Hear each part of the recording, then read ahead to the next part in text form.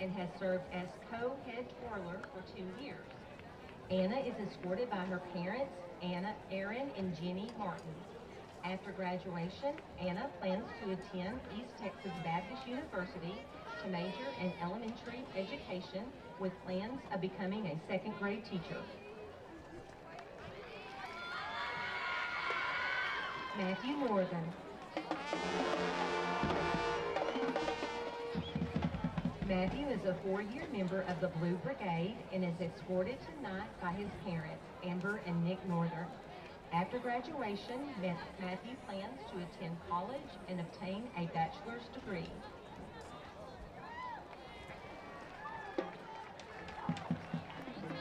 Paola Rocha.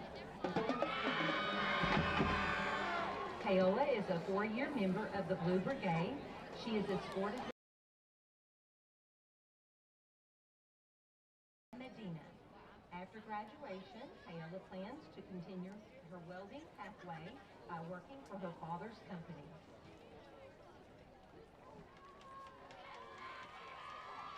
Angelina Ruiz.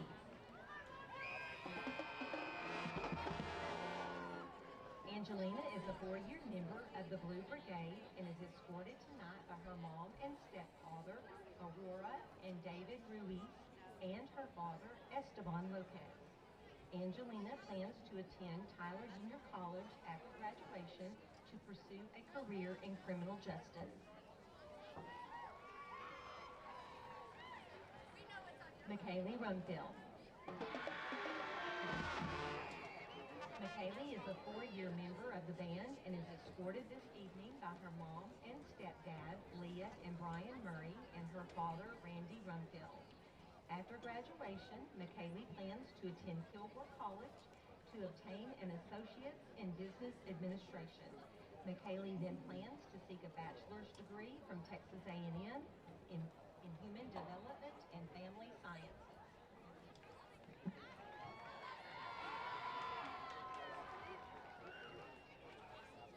Destina Simpson. Destina is a 4-year member of the Blue Brigade. Destina is escorted by her mother, Iris Mitchell, stepfather, Mike Mitchell, and her father, Dobby Simpson. After high school, Destina will attend Tyler Junior College to pursue a degree in business.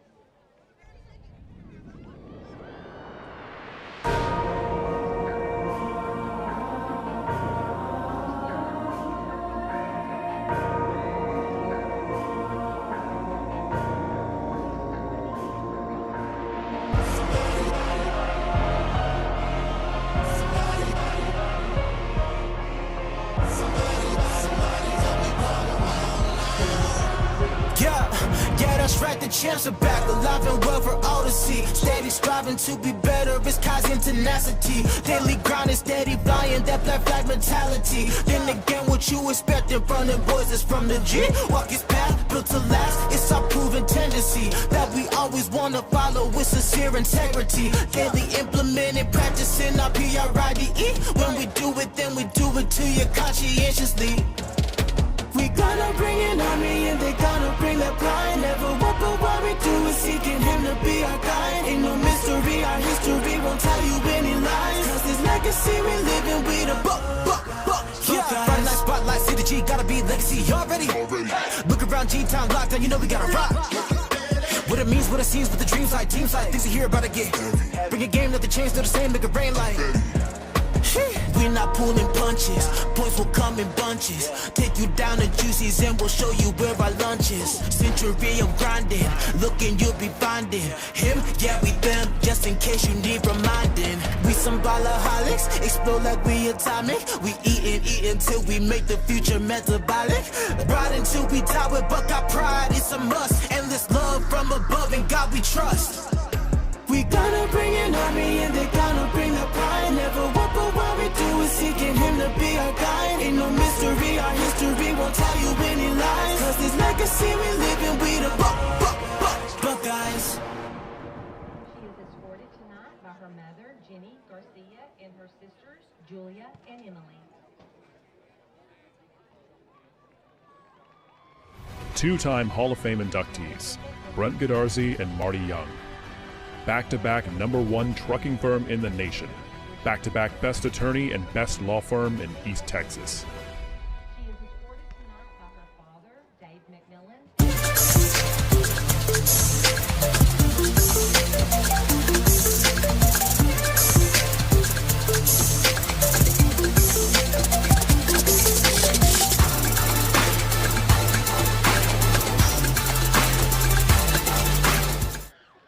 Adriana is a 3-year Since 1900, our customers have relied on and placed their trust in First National Bank of East Texas. Today, we remain committed to earning that trust and serving the needs of families and businesses throughout East Texas. Because time never stands still, you can depend on us to meet the changing needs of future generations for the next 125 years. You can bank on that. First National Bank of East Texas. Laura and Jack Mitchell. After graduation, Jacqueline plans to attend college. There's a real advantage to being a Gilmer National Bank customer. From the low fees on commercial loans and the hassle-free process and ease of local decisions. If you appreciate personal service and great savings rates, no matter what your age, come see us today in Gilmer or Longview, where the pace is a little slower and the smiles a little brighter. Because we want to hear you say, Gilmer National Bank. That's my bank. Gilmer National Bank, Equal Housing Lender, member FDIC.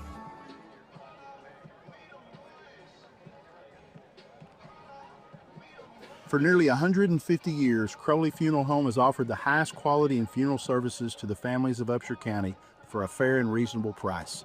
Led by Gilmer graduate Troy Murray, our staff stands ready at all times to tenderly guide your family in their time of need in all aspects of funeral planning, such as pre-need and at-need, and all types of services from cremation and memorial services to traditional funerals, with attention to every detail. At Crowley Funeral Home, we've been treating families as our own since 1883.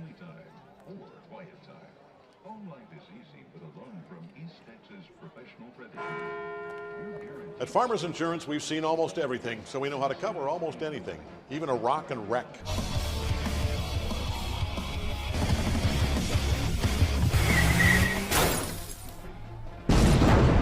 Yeah! He rocked and rolled right into it, but we covered it. At Farmers, we know a thing or two because we've seen a thing or two. We are farmers. Bum, bum, bum, bum, bum, bum.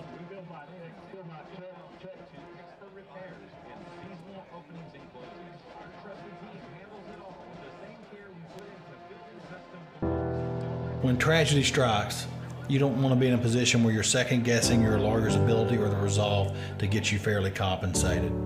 When you hire Godarzi & Young, you know you're hiring a law firm that has nationally ranked settlements and verdicts.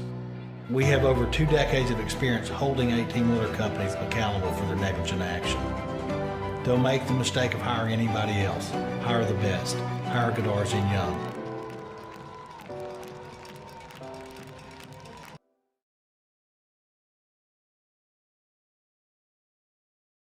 Chad Burkhalter and Gary Vestal are your Gilmer Edward Jones financial advisors. We're all about financial investments, but we also value the investments of time, patience, and encouragement our young athletes receive from their coaches, teachers, and mentors. That's why Chad and Gary are proud sponsors of our state champion Gilmer Buckeyes. Call 843-2023 or 843-5794 or visit edwardjones.com for all your investment needs. Edward Jones, member SIPC. Real fan experience. Good evening, ladies and gentlemen. Welcome to Panther Stadium in Spring Hill, Texas, where your Gilmer Buckeyes square off against the Spring Hill Panthers tonight in week 4 of district competition. And for the Buckeyes, this is a playoff play-in game with the 2 teams left for the Buckeyes to play Spring Hill tonight and then North Lamar, Paris North Lamar next week. So the Buckeyes expecting to end here strong and place themselves into the 3rd place category. Now there is probably a 3-way tie for 2nd place in the district, the way things are shaping up. We'll talk about that a little bit more with my partner in crime tonight, Mr. Joe Dodd. Joe, it's been an interesting season. We've said it for 4 years now as Coach Metzel's taken the reins. Basically front-end loaded the schedule with the SEC West, knowing that we've got Pleasant Grove and Carthage that are lurking and looming no matter where. And tonight we are sitting outside in a beautiful late October night, Halloween Eve. Orange skies and lots of orange and black on the sideline. Beautiful night for football. It's cool. It is football weather, and quite frankly, Joe Dodd, it is time for these Buckeyes to make their statement for this season. And I kind of have been waiting for the monster to wake up all year long, and I think tonight's probably the night. Well, I hope so. But, Todd, if you really think about it, Gilmer and Spring Hill are really a rivalry game. Even going back to when we were in school, people always talked about the Gladewater-Gilmer rivalry, which it definitely is. However, I always felt like, and I think most Buckeyes will say the same thing, for the last 40 years or so, that we had a healthy respect for Gladewater, but we didn't like Spring Hill. That's fair to say. I mean, if you want to talk about how many fights the teams have been in over the years, I don't recall any against Gladewater, maybe one. I recall several, including one that I was involved in over the years against Spring Hill. So in games like that, and honestly, especially when we've come here for the last, several years, Spring Hill, no matter how they're doing, always gives us a really tough ball game. And this year, they're probably down a little bit more than they've been the last several years.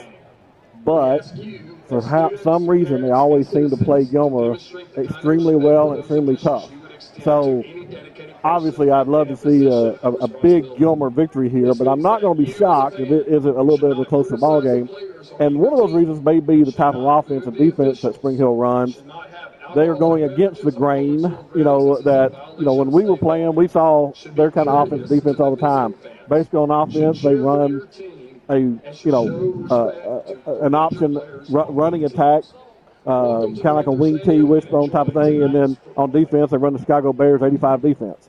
So, they're doing things that are different, and that means assignment football for our guys, and sometimes that's tough to do. Well, we will see tonight as there's only 25 guys suited up for Spring Hill. The Buckeyes getting everybody healthy, and pretty much this is about as fully loaded, Joe, as the Buckeye roster has been all year long as we just start hitting our stride. I thought we played very, very well last year at this time. I think we've got kind of a rhythm, if you will, established now that Coach Metzel's kind of got us kind of bought into this way that we're doing things and the method to the crazy madness and front-end loading the schedule with anybody and everybody punching above our weight class that we can find. Basically, his strategy, Joe, is to peel back as many layers as he can to expose as many weaknesses as he can as quickly as he can so that we can then spend the weeks and weeks preparing.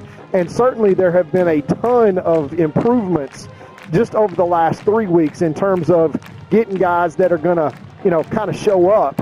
And I'm talking about guys like number 12, Trace Haynes. I'm talking about, Solly Jackson. I'm talking about the guys that you were expecting as seniors, but that maybe were injured or maybe hurt. And then you got all the young sophomores who now have kind of taken their lumps. And so you think guys like Gage Trosbach and Travion Horn, those guys are like veterans now. I mean, they've been in through the fire and are ready to go into this playoff mode, and they are no longer, youngsters from an experience standpoint. So, we're going to see because Coach Metzel's only gotten us to the state championship 3 out of 4 years and won one a couple of years ago. And so it is not how you like to do it because you, as Buckeye fans, you look back and say sometimes what the heck's going on. And the trick is when you add injuries into that, then it really doesn't look like it really is. The reality and the perception are two different things until it matters. And exactly tonight is when it really starts mattering because playoff seeding's on the line. Everything is on the line in terms of setting up whatever the rest of the season is going to look like. And in this case, we'll talk about it some more tonight. But, you can't ask for much better than how the table is set right now. Well, let's have the national anthem, Joe, and we will pitch it to commercial right quick and come right back after these messages. Oh, there it is. Banking the Texas way, with strength, trust, and hometown pride. Deposits that work harder, backed by neighbors who care. Your hometown bank is right here in Gilmer, Texas, 795 Highway 271 North. Texas Heritage National Bank, member FDIC.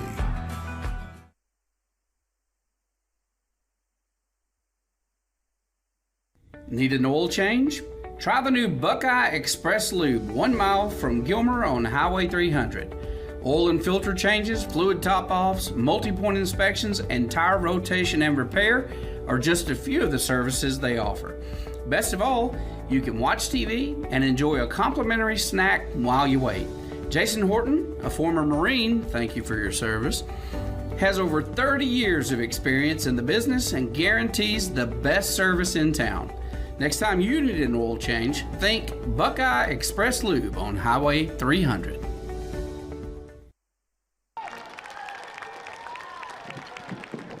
And we're back here to Spring Hill Panther Stadium as the captains get ready to take the field for the coin flip. And, Joe, as we were saying, this is the time of year exactly tonight when everything kind of sets up. Now, we've had a couple of upsets in the district play that we weren't really expecting. But right now there is a three-way tie for second. And because of point differential, which is how this district decides essentially our tie breaks, head-to-head is the first rule. And then when you look at head-to-head and then you look at the fact that all the teams in the second-place tie have beaten each other, and this is basically to secure the third-place spot for the Buckeyes, the way that the point differential and spread looks, that would put us probably against Athens in the first round. Well, let's remember, though, that all of this, scenarios depend on Gilmer beating Spring Hill and Paris North Lamar. Now, obviously, we think that's going to happen, but it's been a crazy year. So, the important thing is getting past Spring Hill tonight, and I think that will actually 100% secure, I believe, a playoff spot. I'm not even 100. I haven't done the math on everything. If we win tonight, yes, we secure a playoff spot. But to your point, it is all about right now. Yeah. The tiebreaker between the three teams that are the second place. And that's pretty much set. We already know because all those teams have played each other. So we're going to end up third in that tiebreaker scenario if it all ends up in a three-way tie, like we had talked about. Right. Like you said, probably end up facing Athens, which, on its surface, Gilmer fans, probably not going to say, oh, Athens, I'm afraid to play them. And they shouldn't be. But, they did play Carthage probably closer than any team so far this year, losing in a major shootout, 61-56. So we know they can score. And I know that we'd probably rather face a different team in that district, but I'll tell you one thing.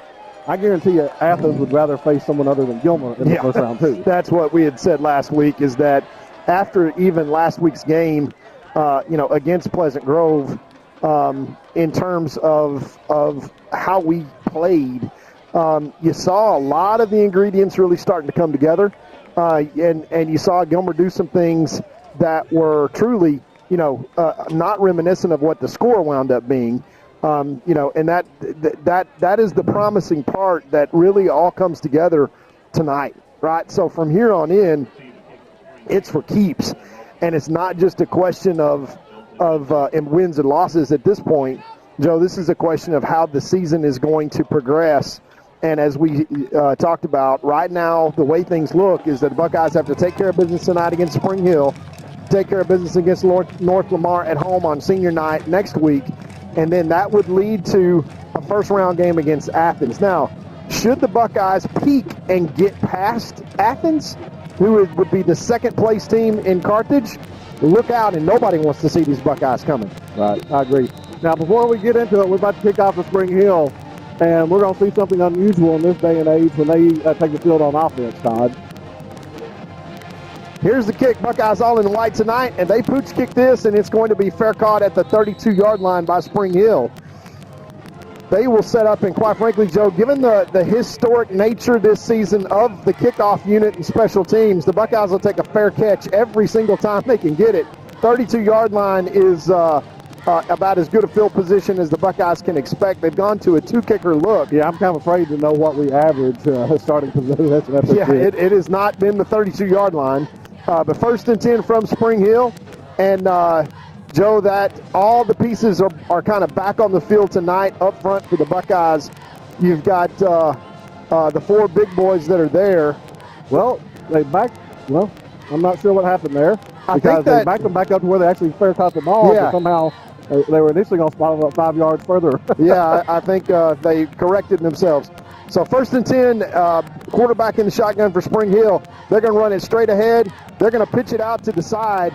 And the Buckeyes not have great contain outside, as that's just option football. And to your point, they moved the chains all the way out to the 44-yard line. Well, Spring Hill averages 240 yards rushing a game, largely because of this type of offense, which demands a defense handle 3 different options on the run. Yeah, and that is their let's call it the broken bone that they run. It's basically option football, Joe, out of the shotgun. And so 2nd down and 3 now from the 41-yard line of Spring Hill. And they're going straight up the middle with the fullback. And that goes outside, and it's hard for us to. That's what we talked about. I watched our safety. I was following with my binoculars, the fullback, just like you were, and it looked our safety just go like, no, I'm not going to tackle him. And I almost started to scream, and I realized, wait a minute, he doesn't have the ball. Yeah, we've got Tyler Hagler is down on the field. We don't want to see that, especially with all the injuries the Buckeyes have suffered so far this year. I mean, this is the 2nd play of the game. He's got his helmet off, which is not unusual for Hagler. It usually falls off. In this case, I think he took it off. Yeah, he took it off. It's going to be 3rd and 1. He's pointing to his knee, unfortunately. That would be a massive loss. Not just tonight, Joe, but just in general. Oh, absolutely. We'd hate to anything happen to any of these Buckeyes, but now a good sign is he is getting up right now. So we'll see what kind of shape he is coming off the field. He has to get 2 of the coaches and trainers on each side of him to help him off, so that does not look very promising.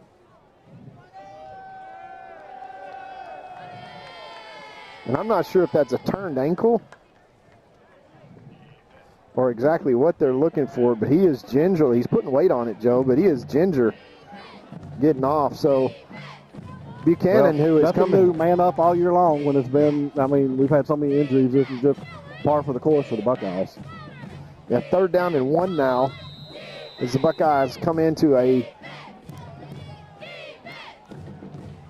front. They're going to go the opposite direction. They're going to put that one in. The Buckeyes are going to hold. The Jet Bates right there, took the dive back, took that fullback, and had room for nothing. I want to say they might have even lost 6 inches on that play. Yeah, Devion King basically. And the offense is staying on the field, Joe, so 4th down and a half yard to go. That was the dive play, and the Buckeyes stuffed it.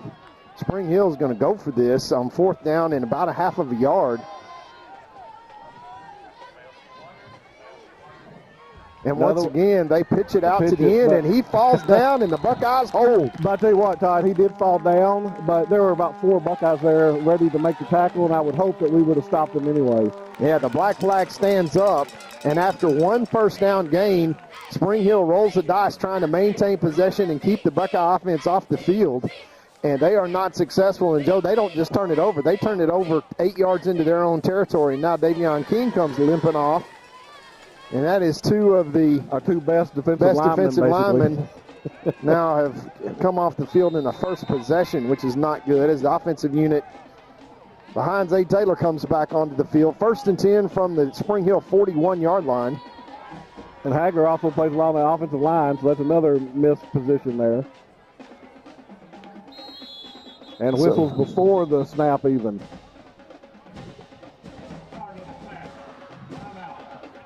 So Spring Hill took a timeout, and we'll take a timeout with them. With 11:10 left, Joe, 1st and 10 Buckeyes from the 41. We'll be right back.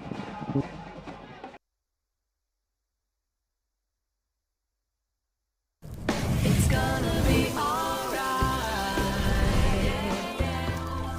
How can you tell? Yeah, I feel it in my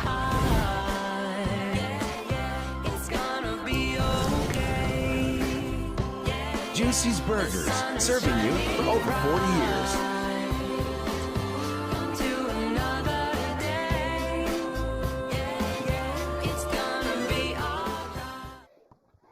Back to Spring Hill, Texas, as the Gilmer Buckeye offense comes onto the field, 1st and 10 from the Spring Hill 42. The black flag delivering, getting off the field and holding a turnover to downs, 4th down. Zay Taylor with trips out to the right, single receiver to the left. We're going to have a flag on the play. It is going to be a legal motion. Wow. So we're going to back it up 5 yards. It's going to be a long game if this continues, Todd. Yeah. That is going to be young Van Song that is going to have the jumps there at the left guard position. Well, you know, we have so many kids playing in so many different positions every week. It's hard. They're just trying to remember what their block is. Yeah. First play of scrimmage coming again, 1st and 15 now. And that's Horn straight up the middle. He breaks 2 tackles, and he's in the open field. And Horn is going to score on the first play of the drive. It is a touchdown over the left side, and that did not take long, folks. 6-0. That drive was literally one play and took about 14 seconds off the clock. And Tevion Horn, the sophomore, goes 42 yards for a touchdown. One play, one score. We will take that algorithm all day long. It's why it's on Sunday, Joe. Well, you know, obviously he's had a lot of success no matter who he's played with that type of run. But in this particular case, there was just 2 very poor attempts at tackling that, you know, if you can only put your arms up there to try to stop him, it's not happening. You're not stopping. You're not going to stop him. And that's what happened on both those guys, and he ran through them just like paper mache and was gone. Touchdown Buckeyes, one play. Kick is up, and it is good. And just like that, with 10:59 left to play here in the first quarter, Buckeyes lead 7-0. We will take a break and come right back after these messages.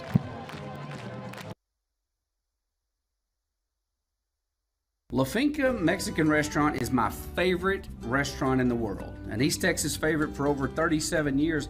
Everyone with any taste agrees La Finca has the best Mexican food in Texas. But I want to share some of my personal favorites with you that maybe you haven't tried yet. Dina and I both love the ribeye steaks at La Finca.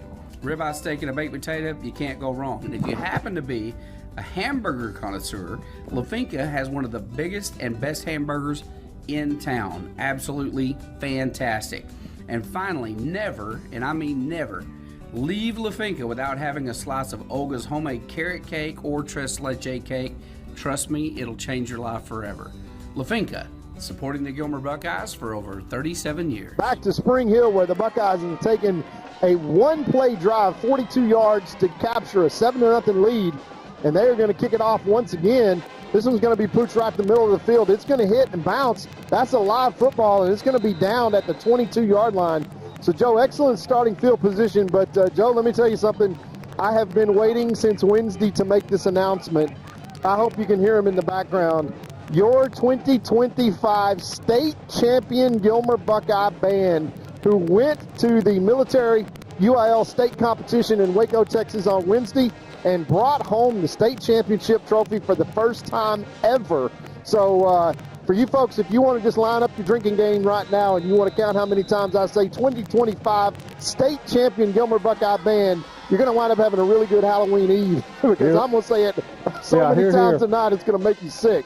They did a great job and definitely made Gilmer proud with their efforts. And, you know, just like football, if you look at that marching band competition, it's Beast Texas, baby. I mean, all the bands, 1, 2, 3, and most of the classifications all are in East Texas. Well, the number 1 band and the number 3 band in the state are both in this stadium tonight, Spring Hill and Gilmer.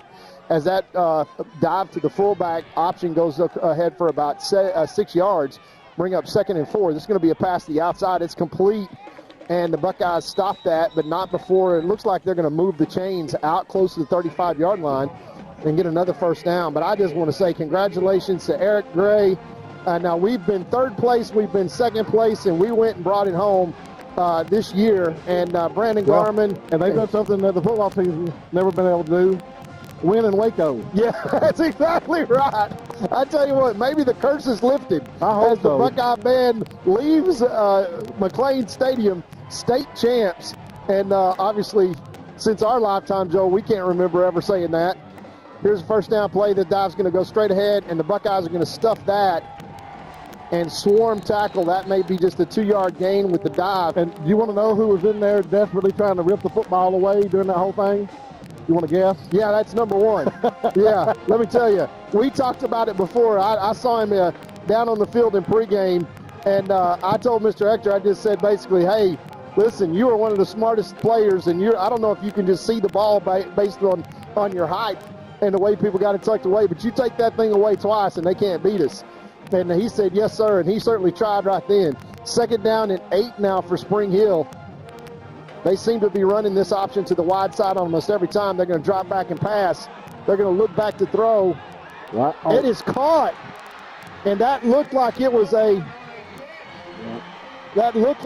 broken up. The 14 caught that ball and ran right past our safety. Our safety, I'm not sure. He thought he either had it or broke up the pass. Something. And he bobbled it. Yeah. I know that we can watch the replay upstairs. Obviously, we're sitting outside tonight. So if we call for a replay and they don't do it, it's on us. Yeah, that's right. That's exactly right. But that was one of those plays that Coach Metzel warned us about from the coaches meeting on, that they were going to fake that and then throw it up the middle. And the Buckeyes almost blocked that kick. Well, we had it actually defended pretty well, Todd. We actually got to the quarterback, just, a tenth of a second after he threw it, but we almost had a sack. And then our defender, like I said, the safety was right there with him. It wasn't like we bit and were totally surprised and they, beat us over the top by 10 or 15 yards. We were right there. It just happened to be a really well-thrown ball, and he caught it. Yeah, 14 just made a play. And he was behind our defender. But that trail technique that we use just bit us on that one, because when the ball went up in the air, he just grabbed a hold of it. Our safety stopped to try to think, hey, I made a play on the ball. But that is unfortunate, and Spring Hill ties it up. And just like you think the Buckeyes are about to kind of, put their foot on the gas and hit the domination button, we give up a big pass play, an explosive play. And just like that, it's back to square one, 7-7. With 9:03 left in the first quarter. And, Joe, at this rate, 2 things. Number one, we're going to watch a track meet tonight. And, number 2, that's going to give me about 40 more opportunities to stay your 2025 state championship band, the Gilmer Buckeye Band, because I'm going to say it about 900 more times. Let's really point it out to people at home that, we show the band every week at halftime. So make sure you watch tonight, especially if you normally go and get you a sandwich, go to the bathroom or whatever. Just wait till, do that when the Spring Hill Band marches and watch the Gilmer Band, because, obviously Spring Hill finished third, so they're great. So you may want to watch both of them. But please watch the Gilmer Band tonight, and they're going to do the same, I understand, the same routine, I believe, that they did in Waco, and at one, you'll be able to see how good they are. Well, and I'm sure with the third place band here tonight, both those bands really want to kind of show off. Bronze medal, and congratulations to Spring Hill Band as well. Of course, a couple of years ago, the Buckeyes were in that third place position. But we are state champs now, and we're going to say it for about 11 months and 29 more days. Here's Horn once again up the middle, and he's got another big run. He picks up about 6 into Spring Hill territory. Well, if I'm correct, I believe we had to listen to Lindale say it for the last 2 years in a row, because weren't they the back-to-back champs? They were back-to-back champs, Joe. Now the Gilmer Buckeyes are the 2025 state champion band. And again, you can fill them back up, folks, because I'm going to say it about all night long. 2nd and 5 from the 48-yard line. Here's Solomon Jackson, and we jump. Once again, pre-snap penalty. Well, somebody jumped. Defense obviously crossed over, but they're saying Gilmer, pulled them over. Everybody's pointing at each other. Now, this is going to be offsides. They are saying this is offsides against Spring Hill. So this is going to be... Do you think the referees ever look at the players to see who's pointing more and then we'll go with that? Go with that one. The line judge actually made that call as Spring Hill did come across and make contact, and that is going to give the Buckeyes a first down at the 43-yard line. Move the chains. That's going to be the second first down of the night for the Buckeyes. Only the second first down because we scored in one play in our first drive. 8:31 left, 7-7 tie ball game. Buckeyes now driving. Screen pass out to number 12, Trace Haynes, and he is going to the house, folks. One play, Trace Haynes scores, takes that screen pass inside. Great blocking outside by number 17, Gage Strasbach. And that is a touchdown, Buckeyes, 43-yard pass play. 2-play drive, Joe. So we doubled our number of plays on that drive. We went from 1 play to 2 plays. We've now run 3 offensive plays, and we scored twice. Well, this looks like the Van game, and we lost that game, so I really don't want the exact same thing to happen. But I really feel bad for the defensive coaches if we run into another game like this, because, you know, I know that I'm trying to think, none of them have hair anyway, I believe. But my brother's one of them.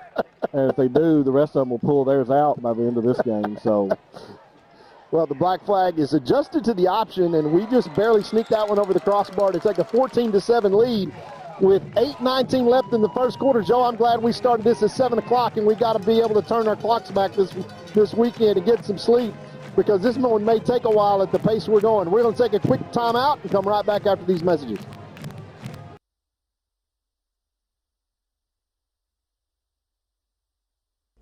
Feeling under the weather, Buckeye fans? Come on down to Core Health Systems at Community Health Corps, 101 West Madison Street in Gilmer. No appointment needed. Our walk-in clinic is ready to get you back in the game. Call 903-843-5518 today. Your health is our priority. Back to the action at Panther Stadium as your Gilmer Buckeyes mount a 2-play 43-yard drive, topped off by a screen pass from Zayd Taylor to Trace Haynes. So is my math right?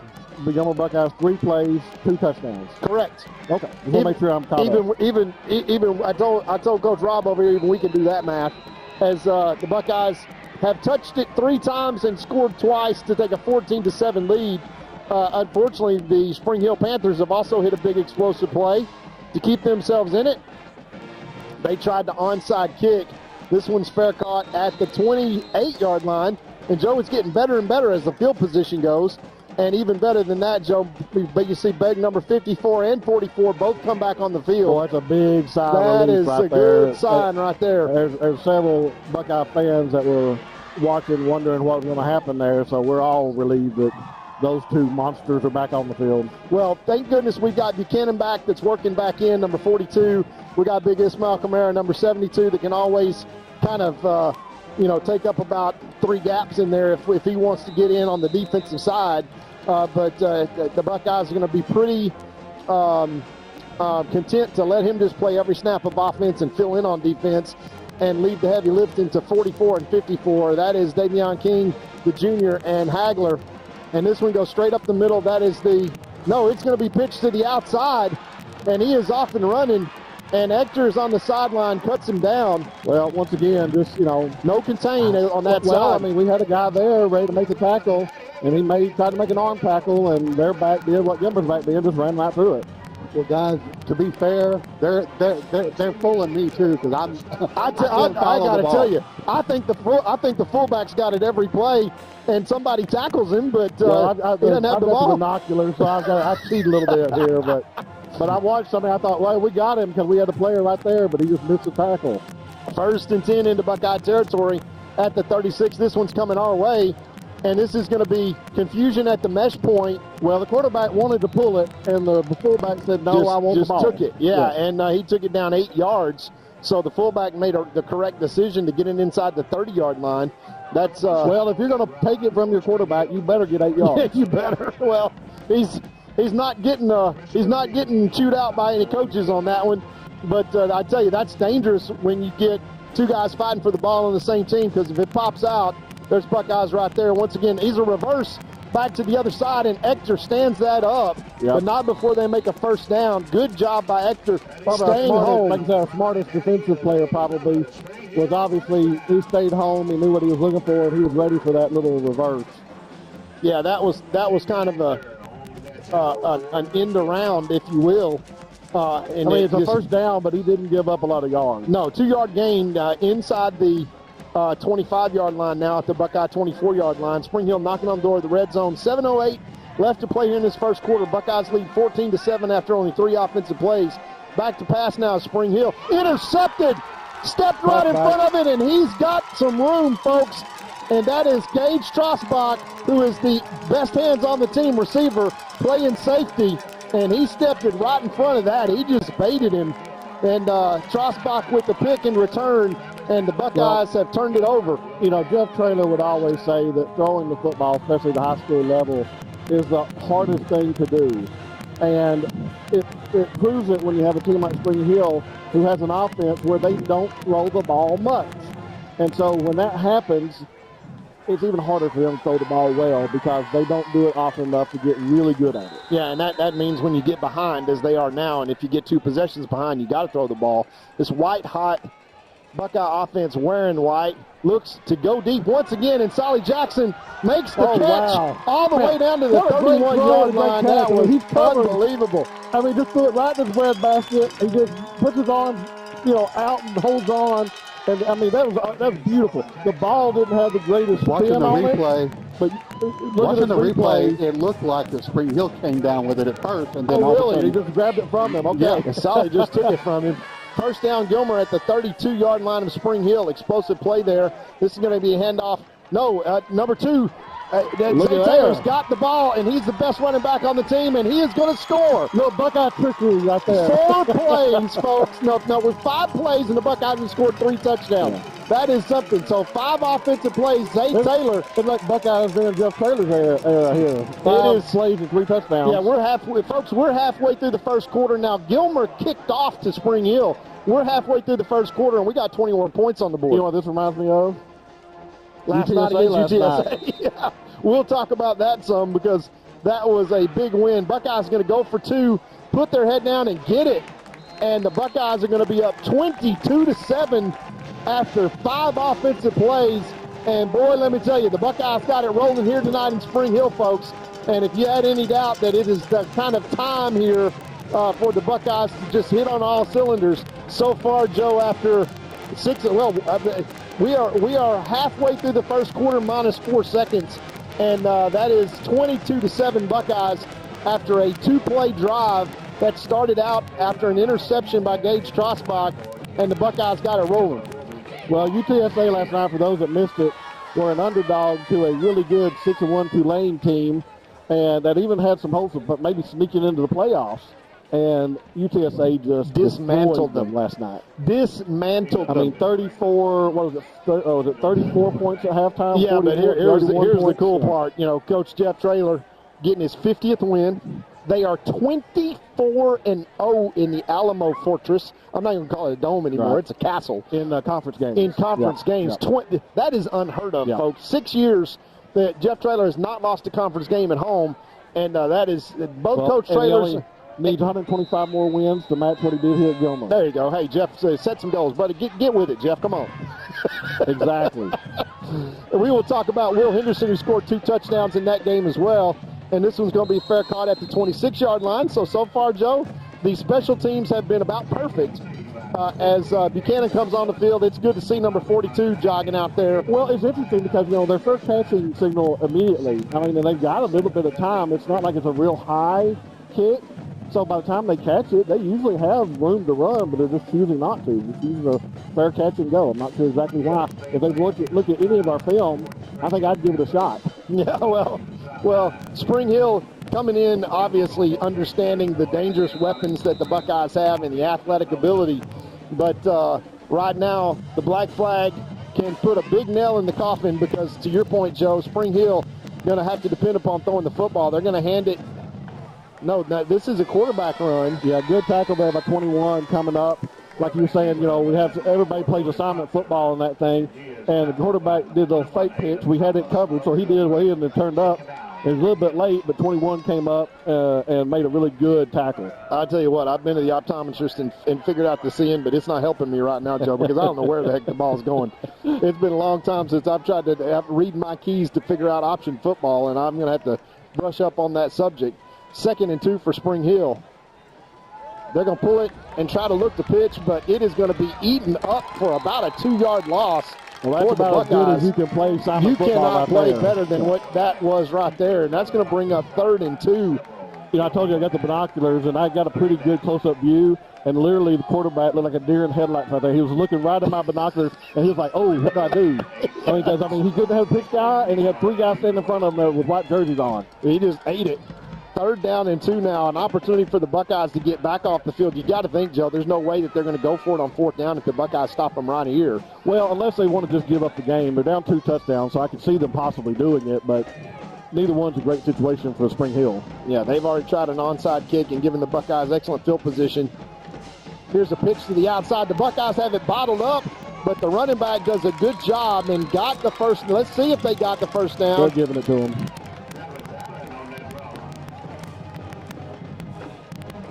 That was just a pitch to the other side. That's going to be a first down. Yeah, that is going to move the sticks for Spring Hill. That was close. Still a good job by the Buckeyes not giving up the explosive play and knowing where the football was. But you got to think they're kind of locked in now to reading their keys and figuring out their heads on a swivel. Here's going to be a dive play around the outside. That's blocked up well. And again, that's going to be out, about a 9-yard gain on first down. So it seems like the Buckeyes are having about 3 seconds to find the football. Well, this type of offense, you hardly ever see it. And even though they're not running it like, let's say, Liberty Hill, yeah, it's still so hard to really know where the ball is. Yeah. And like I said, you basically just have to tackle everybody and hope one of them has the football. Yeah, at some point, that's kind of the strategy that you have to follow. Once again, this is a pass down the middle. Buckeyes have it covered well, and that looked like interference on the offensive side. It's very well played back there. Now we got 3rd and 1, Joe, so that was your 2nd and 1 shot play that Spring Hill tried to get the big explosive play on the pass play once again, but very well covered. Nobody biting in the secondary that time for the Buckeyes. Great coverage. Brings up 3rd and 1, and the Buckeyes trying to get a little bit of this an advantage. You might think this is 4-down territory for Spring Hill, but this is where they need a tackle for a loss and a negative play. See if they go back to their bread and butter. Yeah, that's going to be an outside draw to number 12 on the outside. He is a good runner, and he picks up a first down into Buckeye territory. Is that misdirection? Goes for a first down. And we've got rosters. Sorry, I had these the whole time. I wasn't thinking about Gilmer. Fantastic.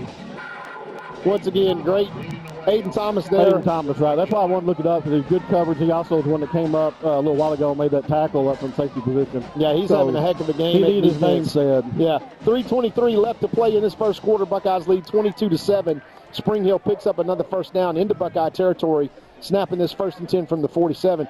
Back to pass once again.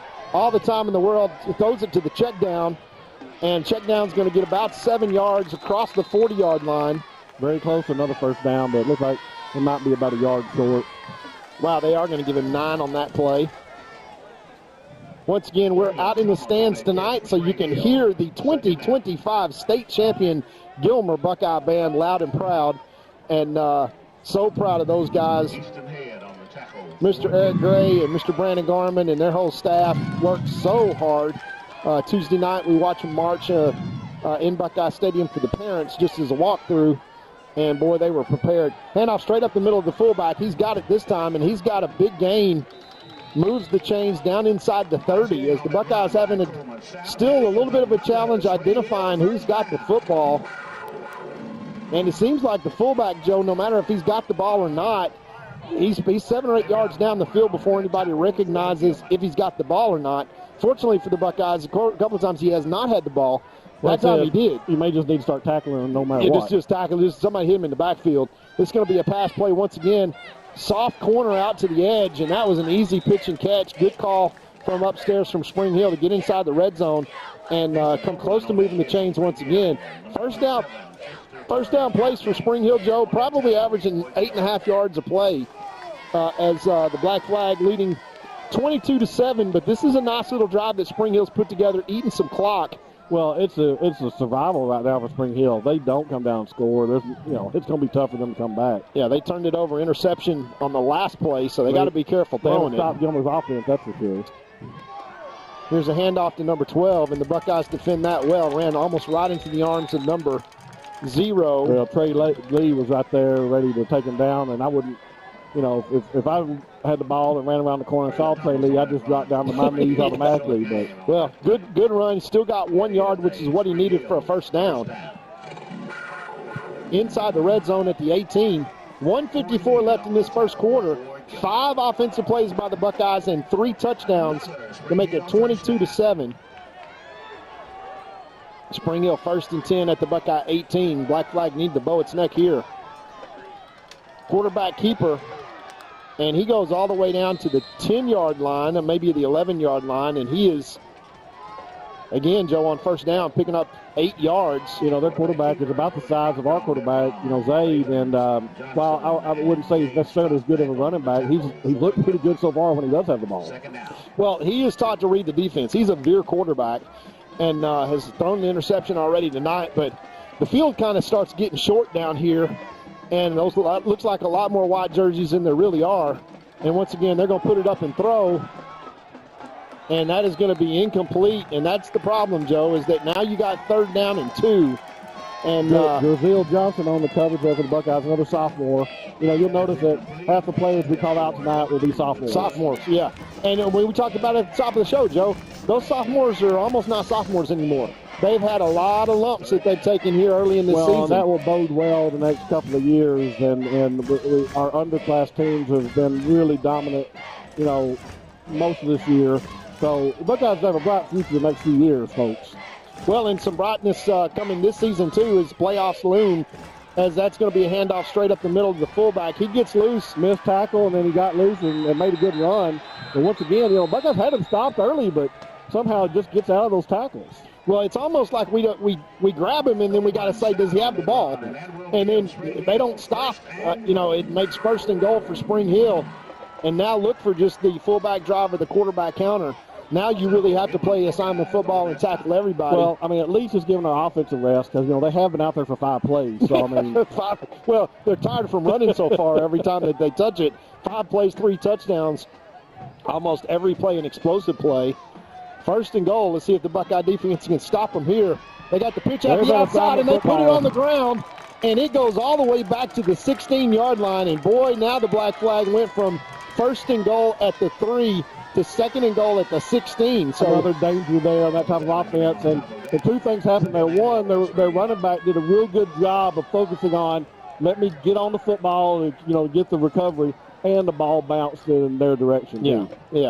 And that's the end of the first quarter. And the Buckeyes lead 22-7. We'll recognize a few of our sponsors and come right back. By the way, Joe, let me mention one more time.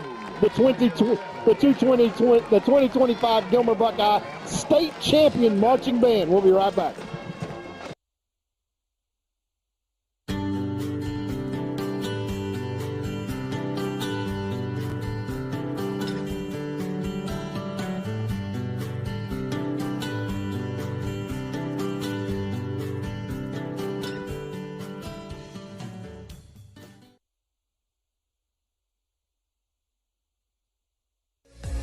Please join Jeff Rash and Alan Metzel each Monday morning for the Gilmer Buckeyes Coaches Show. Every week, Jeff and Alan discuss elements of the program, speak with special guests, give player updates, review key plays from the prior week, and give insights on the opponent for the current week. As a fan, this is your chance to go into the locker room and behind the scenes. To view the Coaches Show, go to GilmerBuckeyes.com and click on the Coaches Show button. Go Buckeyes!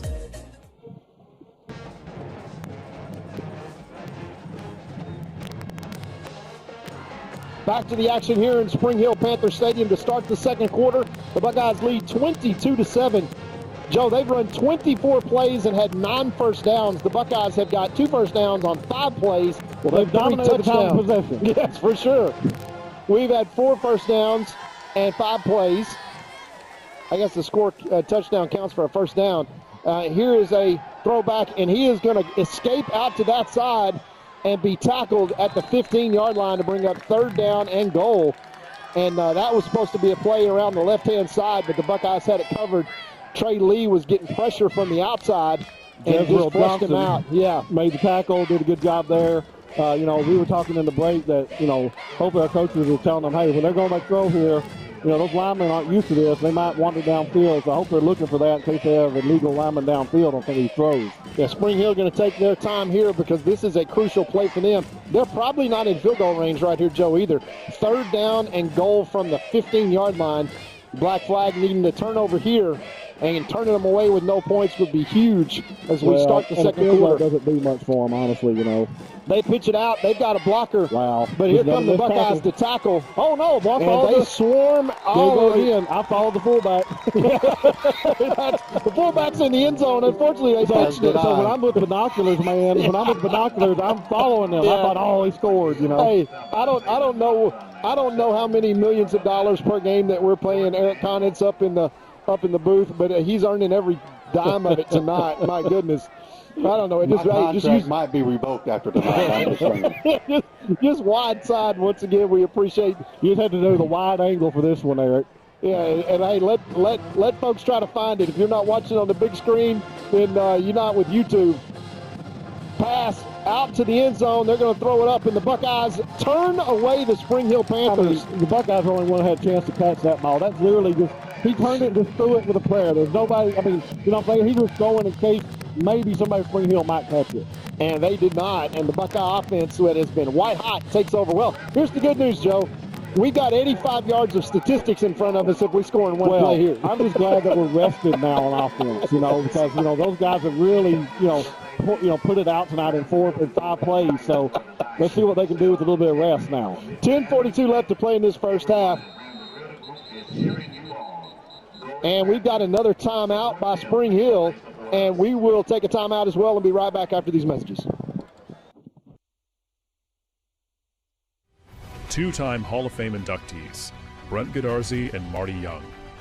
Back-to-back #1 trucking firm in the nation.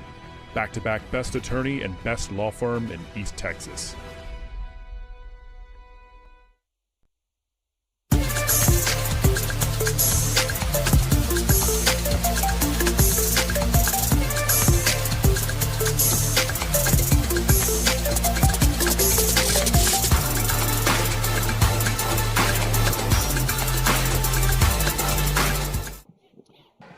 And back to Spring Hill Panther Stadium as we've started this second quarter now. Buckeyes turning away the Spring Hill Panthers to start the quarter.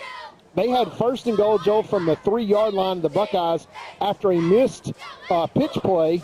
They went back to the 16, and then the Buckeyes just basically turned them away, not having a lot of success throwing the football. And here comes the white-hot Buckeye offense. And, yes, you do see big number 44. That's Devion King split out wide. Like I said, that's probably why Spring Hill called that timeout. Yeah, now he's coming in motion.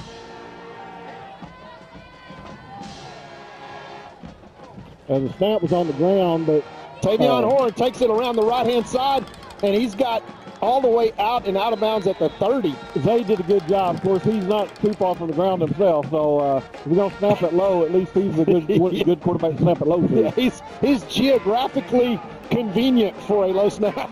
It's like, what does the comedian Kevin Hart say? Vertically challenged? Vertically challenged, that's all right. But we love Zay. I'll take the vertically challenged Zay any day of the week, man. Absolutely, so talented. Trips out to the left-hand side again, just one of them's not number 44. Plenty of protection all day long. Checks it down and just dropped. Man, I tell you, I know number 30 for the Buckeyes. Austin Blakely wants that one back. Right in his hands, but he looked away. He was ready to run. That classic, don't get in your hands first, he's ready to run. Catch it first. And that's what happened. And once again, though, another sophomore, Todd. Yeah, hey, the future is bright as all these sophomores getting critical playing time. Gage Trosbach already with an interception. Tavion Horn already with a touchdown, and the list goes on of the sophomore players. Here's the jet sweep around the side, and that is number 12.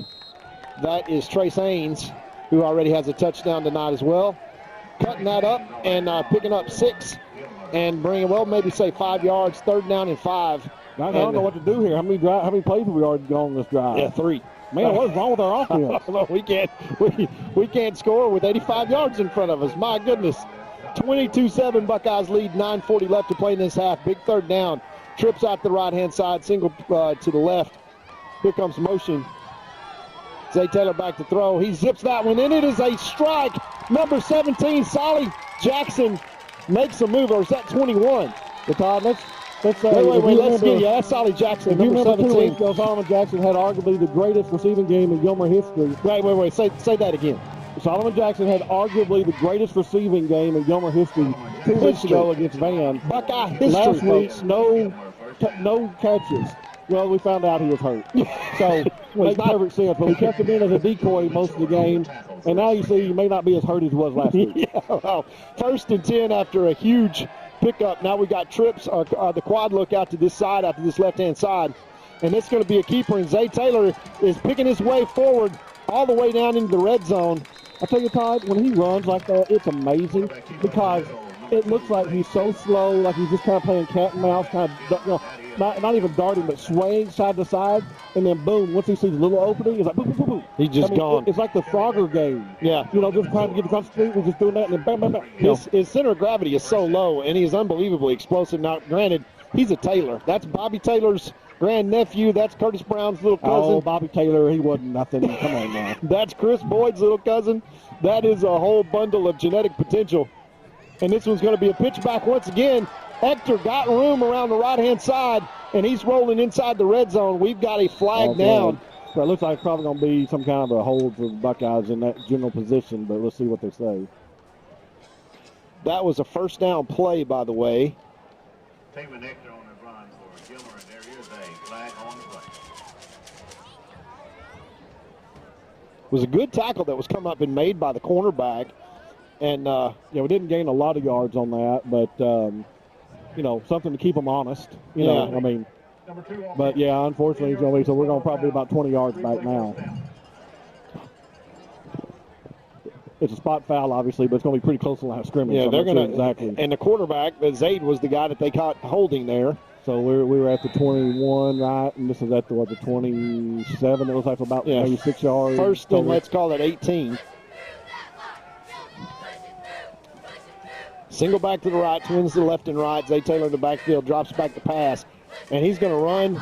And he's a player. Oh, I tell you what, he had to run into his own lineman. I mean, we'll probably see another game, but it slowed him down running in the back of his own lineman, and a Spring Hill player was able to hang on, basically. He is stopped by number 24, Brock Norris.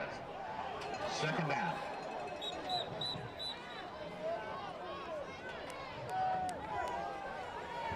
That looked like a blitz.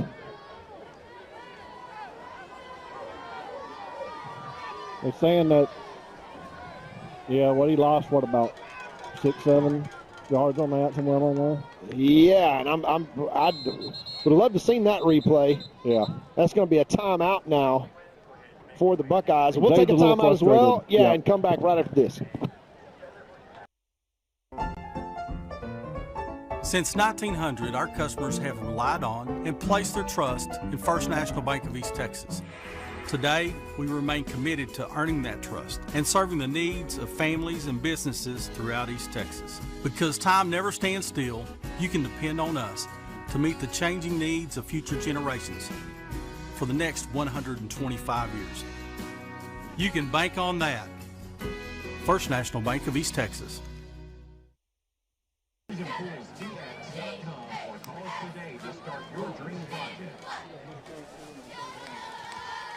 Back to the action. Panthers Stadium, the Buckeyes take a timeout to kind of gather themselves after they go a holding penalty. Backs them up 10 yards to make it about 1st and 16. And then a broken play that I still can't really figure out what happened there. But Zay Taylor looked like quarterback draw, but he ran kind of forwards and then ran backwards and then made a move around the end and turned around and lost 2 yards. He's always so successful scrambling. He gets real irritated when he finally gets tackled and can't get away. Yeah. And that's great to have that attitude, but you can tell he was upset.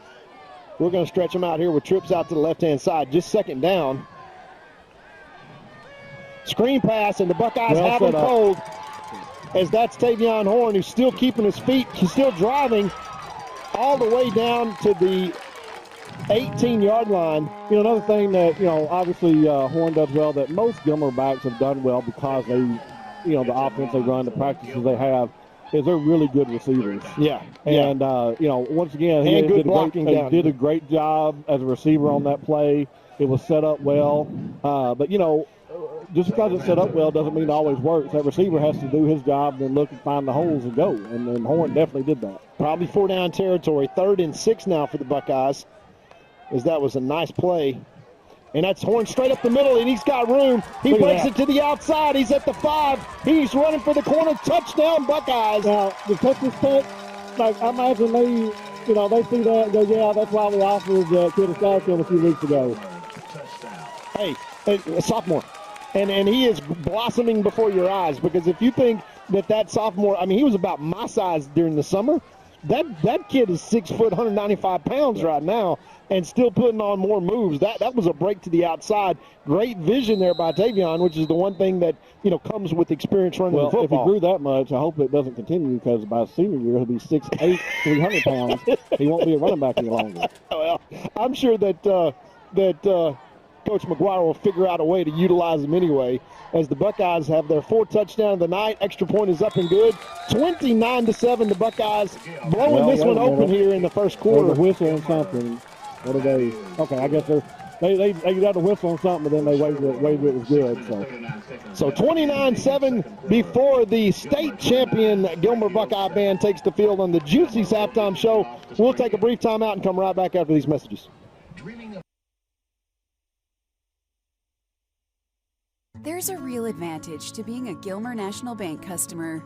From the low fees on commercial loans and the hassle-free process and ease of local decisions. If you appreciate personal service and great savings rates, no matter what your age, come see us today in Gilmer or Longview, where the pace is a little slower and the smiles a little brighter. Because we want to hear you say, Gilmer National Bank. That's my bank.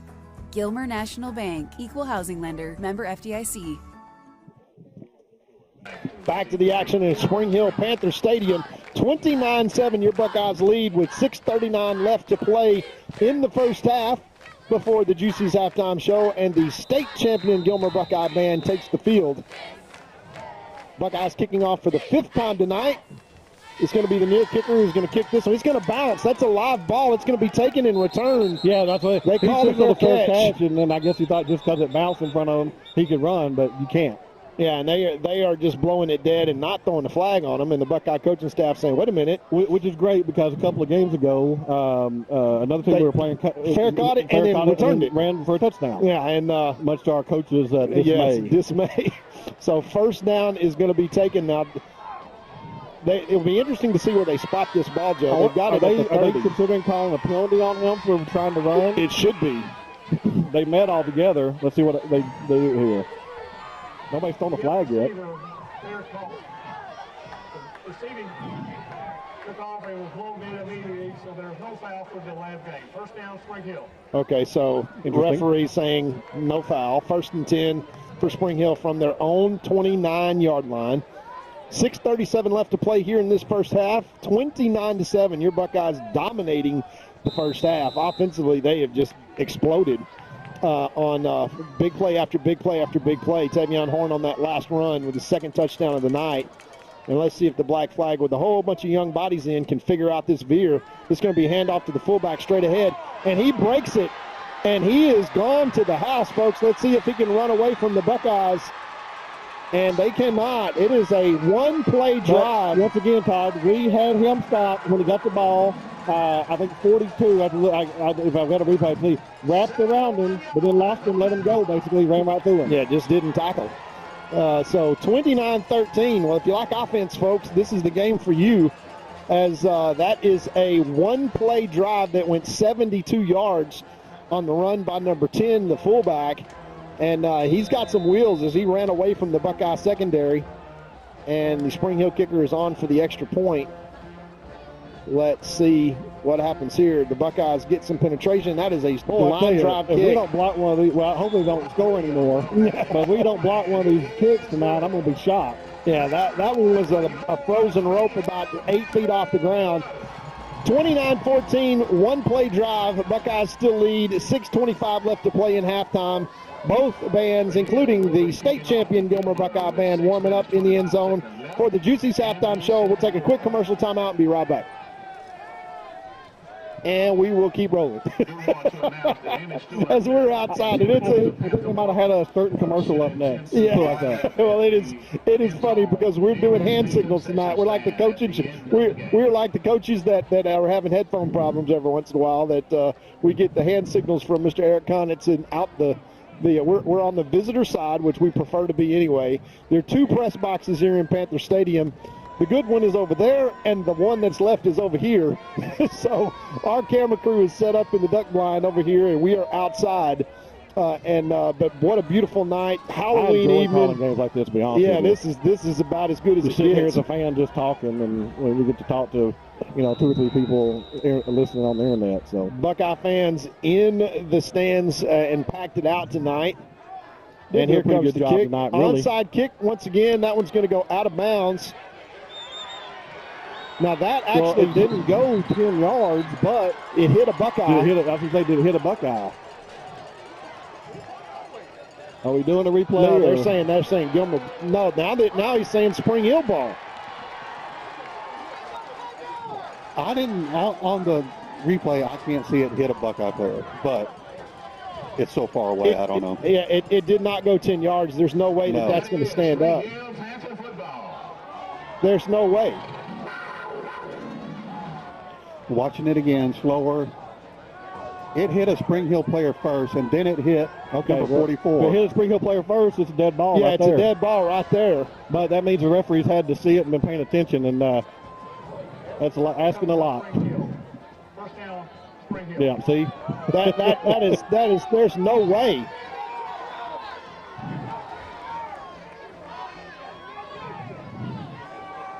It didn't go 10 yards, and it hit a Spring Hill player first. So it's a dead ball, but Gilmer's going to get the shaft on this one, which it never happens. Gilmer only, they never get the shaft on anything. And referees are always fantastic to the Buckeyes. So, yeah, I don't even know what to think here because this never happens. I'm not sure what to say. I got it zoomed in on Metzel right now, and Alan Metzel is the most Christian man I've ever met in my life. Until you get, and I guarantee you he he's has not a cursing. knack for being Christian and getting wound up. Yes, but he's not in a cursing godly them, way. right? In a godly way, but he is definitely righteous retribution is going on down there. That's a horrible call, nonetheless, to give Spring Hill a chance to kind of crawl back in this game, and it's going to be up to the Buckeye Black Flag defense now, because that ball went 4 yards, hit a Spring Hill player, deflected and hit Davion King, and then was recovered by Spring Hill, and it was called Spring Hill football. So this one is sent wide open and a big hit. Good catch by Spring Hill, though.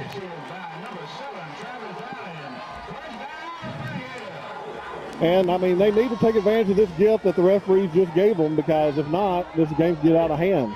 Yeah, that was a little bit atrocious and embarrassing, honestly, to just not know the rule, which obviously the referee just did not know the rule. If it hits a Spring Hill player, it's dead right there. And this is going to be to the fullback once again, straight up the middle. Well, like I said, you like to have safeties that are good tackles, but you don't want them making 20 tackles a game. Yeah, honestly, somebody just needs to tackle him every play, because it's running right through the C gap there, and the Buckeye tackles have fight off blockers to try to stop that, and they're trying to read, and quite frankly, the fullback has run through the line of scrimmage untouched almost every single play. That's why I keep giving it to him. Yeah, he didn't tonight, or he didn't on that play, because Trey Lee just crashed down from his defensive end spot and stopped that for a 1 yard gain. I don't blame him, though. If it keeps working, just keep doing it until they stop it. So 5:16 left to play as the referees gift Spring Hill a possession. But like Coach Metzel, will tell them, say, guys, it might have been the officials that made a mistake and gave them the ball, but it's up to us to correct it and get it back. Yeah, and right now, we're not. 2nd down and 8, let's call it, from the 26-yard line. And once again... Yeah, they were in a new emotion on that play. Yeah, you think? Yeah. They're actually jumping the end, who is the pitch man, is actually jumping every play. Now, let's go back, Joe, to 2023 when Belleville ran this exact offense, and they called it. The referees warned them before the game. Coach Metzel told them for the game. Of course, that's a state championship game, and that is much, much better refereeing than what we got here tonight. No. But I can tell you, watch the end, and the end it leaves early almost on every play, and that is not legal.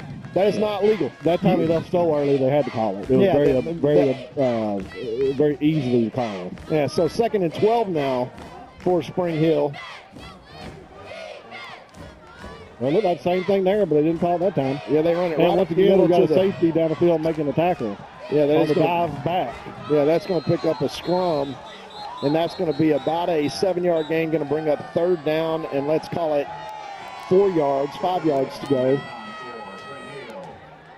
But that dive man, Joe, to your point, is at the second level so quickly that the Buckeyes don't even know who's got the ball, but he has already broken the line of scrimmage. So, I mean, it's almost like we should just put a spy there. Just tackle him every play, whether he's got the ball or not. That's almost I'm sure we'll see an adjustment at halftime at the very least. That is possession football. Yeah, and there's a huge gap that's there. And they're going to throw that to the dive play, and that got shut down. Well, once 54 actually gets his hugs you, you're not going anywhere. Yeah, and that is going to be 4th down now, and Spring Hill, obviously, to try to stay in this game, is going to have to go for it. 4th down from the 21-yard line. They need 4 yards for a first down. So 4th and 4. 3:23, Joe, as this second quarter has gone down pretty gone by pretty quickly. 29-14, Buckeyes lead, but they would dearly like to make the stop here and go down and put one more on the board. Well, this is big right here. I mean, if Spring Hill scores, I mean, we got a one touchdown, ball game basically. Here's a dive up the middle. The Buckeyes had him, and then they don't, and he scores a touchdown. Unbelievable. We had him tackled twice. Every single touchdown they've had, a Buckeye was in a position to make a tackle and miss. And didn't. Yeah, and just didn't. So they can pull this back to an 8-point game. And again, Joe, that one started with a horrendous onside kick call that went 4 yards.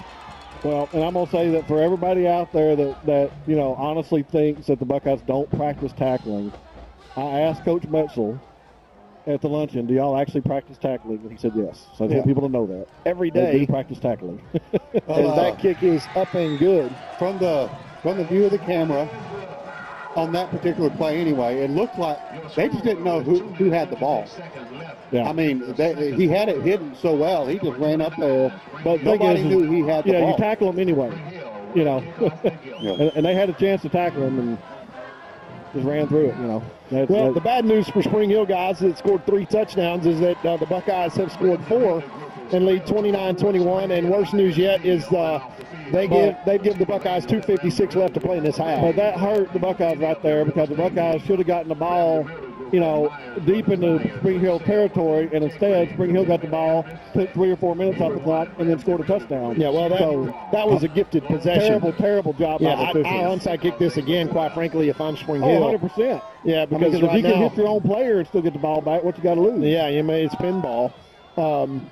But once again, the Buckeyes ready for this one as they've got 8 men basically all within 15 yards of the line of scrimmage and are ready for an onside kick. Once again, same thing, onside kick. This one is taken cleanly and fielded by the sure-handed number 17, Sada Jackson. Yeah, went straight into Sada Jackson's chest, hit him between the 1 and the 7, and he did a great shortstop down to 2 knees and caught that ball.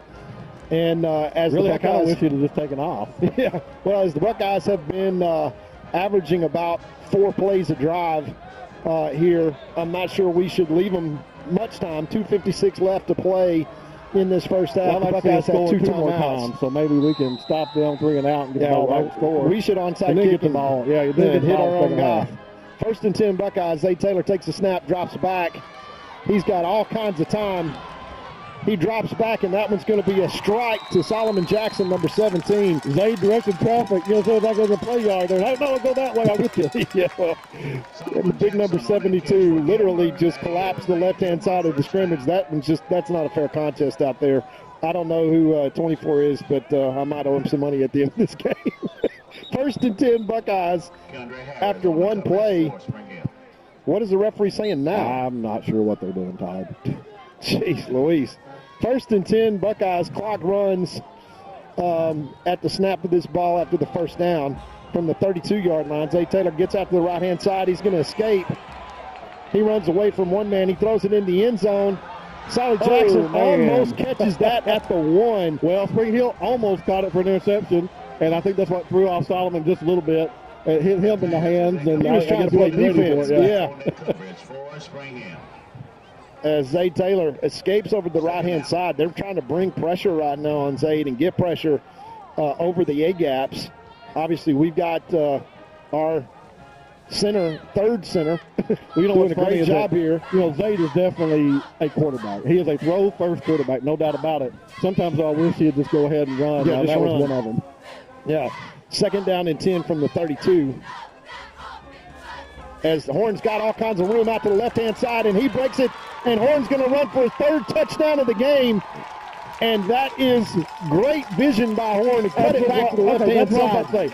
It was well blocked, obviously, but it wasn't blocked to where the play was called. So Horn very patiently just kind of hopped around to wait, see, made a few moves, and then boom. Once he saw an opening, he was gone. Yeah, you just kind of get around to the left-hand side of the line there and see, well, there's nobody here. Well, and now we've only taken about 30 seconds, so we've got a chance to maybe get the ball back again. Get it back if again. We can stop Spring Hill. Hey, let me ask you a question, Joe. When's the last time that you saw the Buckeyes score 35 points before the extra point comes in a half?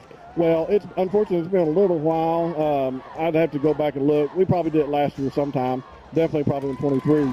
But for a team that's used to doing that over the last 25 years, probably half of your games, it's been a while since we've done it consistently. So for Buckeye fans, especially offensive-minded Buckeye fans, you got to be happy with the results so far. Well, the offense has showed up tonight. 36-21, still 2:21 left before the Juicy's halftime show and the 2025 state champion Gilmer Buckeye Band. We'll take a quick timeout break and be right back.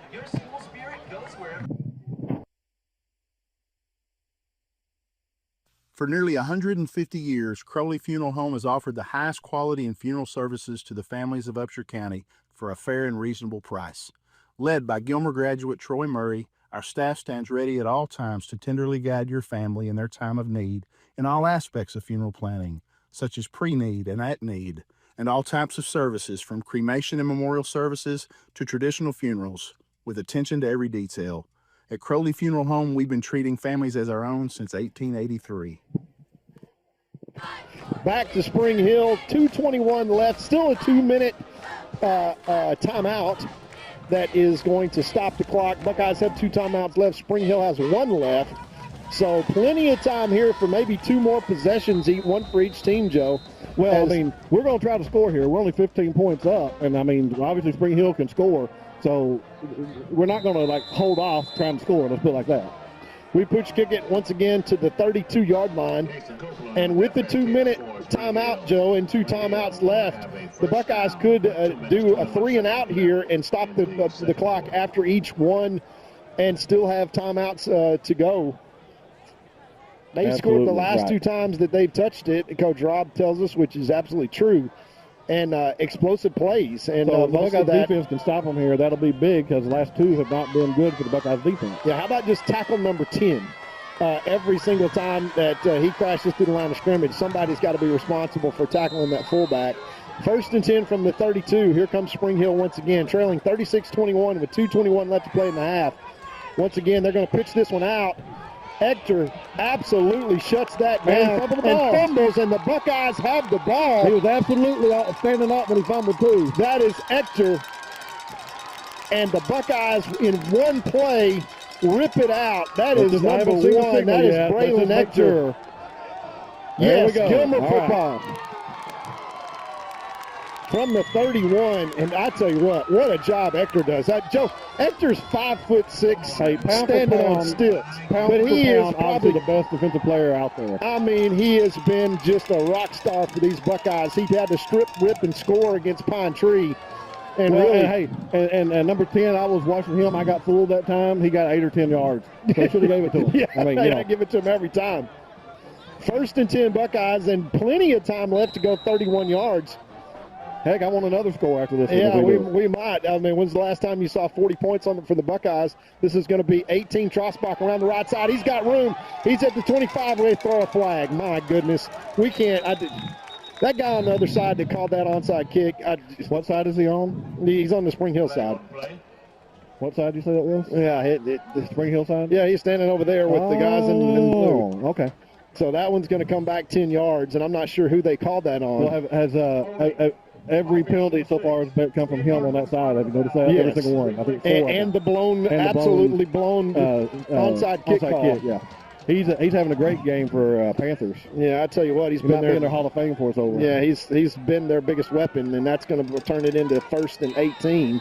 But for the Buckeyes, that may be good news because as fast as they've scored, and now they're saying wind the clock, but they wind the clock is going to be 2-minute timeout. So he ran out of bounds. Why are they running the clock? He was out of bounds. It's a penalty. It should not wind. Penalty too. Exactly. Both. Either one should be. Well, let's take a commercial timeout. Yeah, we'll be back with the conclusion of our first half right after this.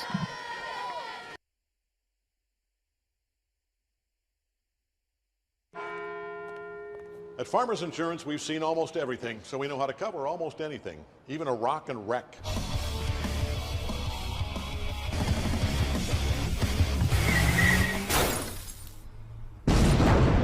Yeah! He rocked and rolled right into it, but we covered it. At Farmers, we know a thing or two because we've seen a thing or two. We are farmers. Bum, bum, bum, bum, bum, bum.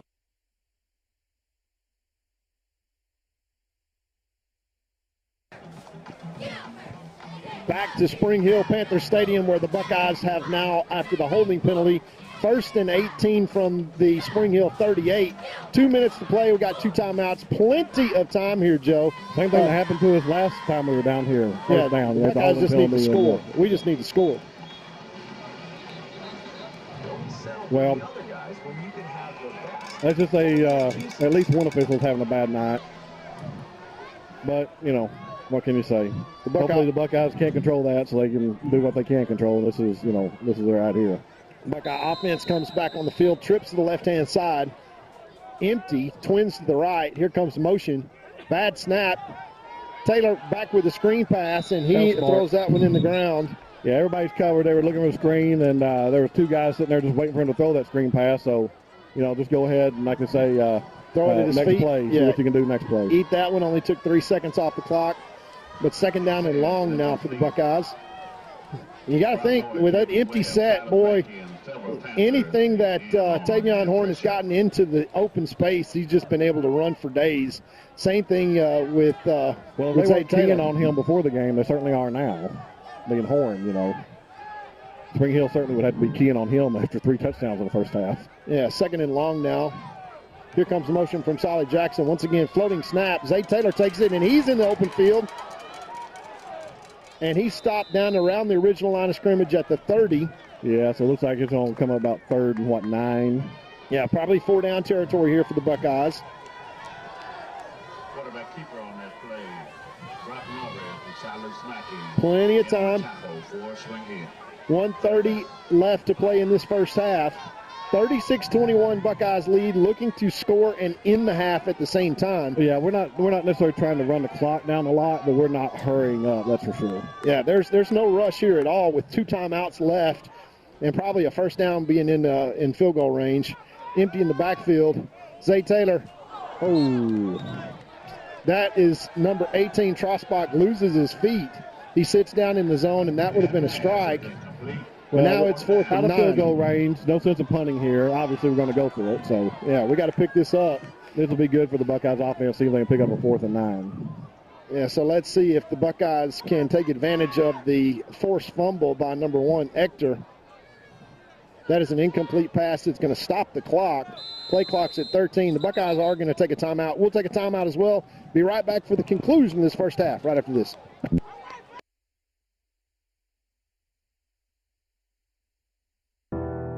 When tragedy strikes, you don't want to be in a position where you're second-guessing your lawyer's ability or the resolve to get you fairly compensated.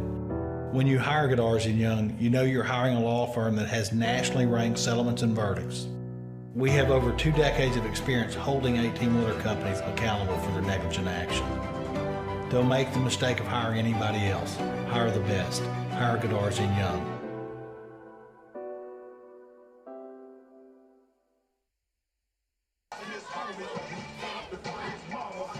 Back to the action here with 1 minute and 11 seconds left. A big 4th and 9 play for the Buckeyes out of field goal range, as Joe has mentioned. And we're going to snap this from the 30, and we need to get inside the 21-yard line for a first down. And don't want to leave Spring Hill much time. So this is a critical way. If the Buckeyes, Joe, this is about a 14-point swing play right here. Either way, potentially. Which the same was when the referees gave them the ball on the bad onside kick. That's a 14-point swing right there. Yeah, absolutely, absolutely. But the Buckeyes need to come out ahead on this one. Back to pass. Zay Taylor is going to flush out.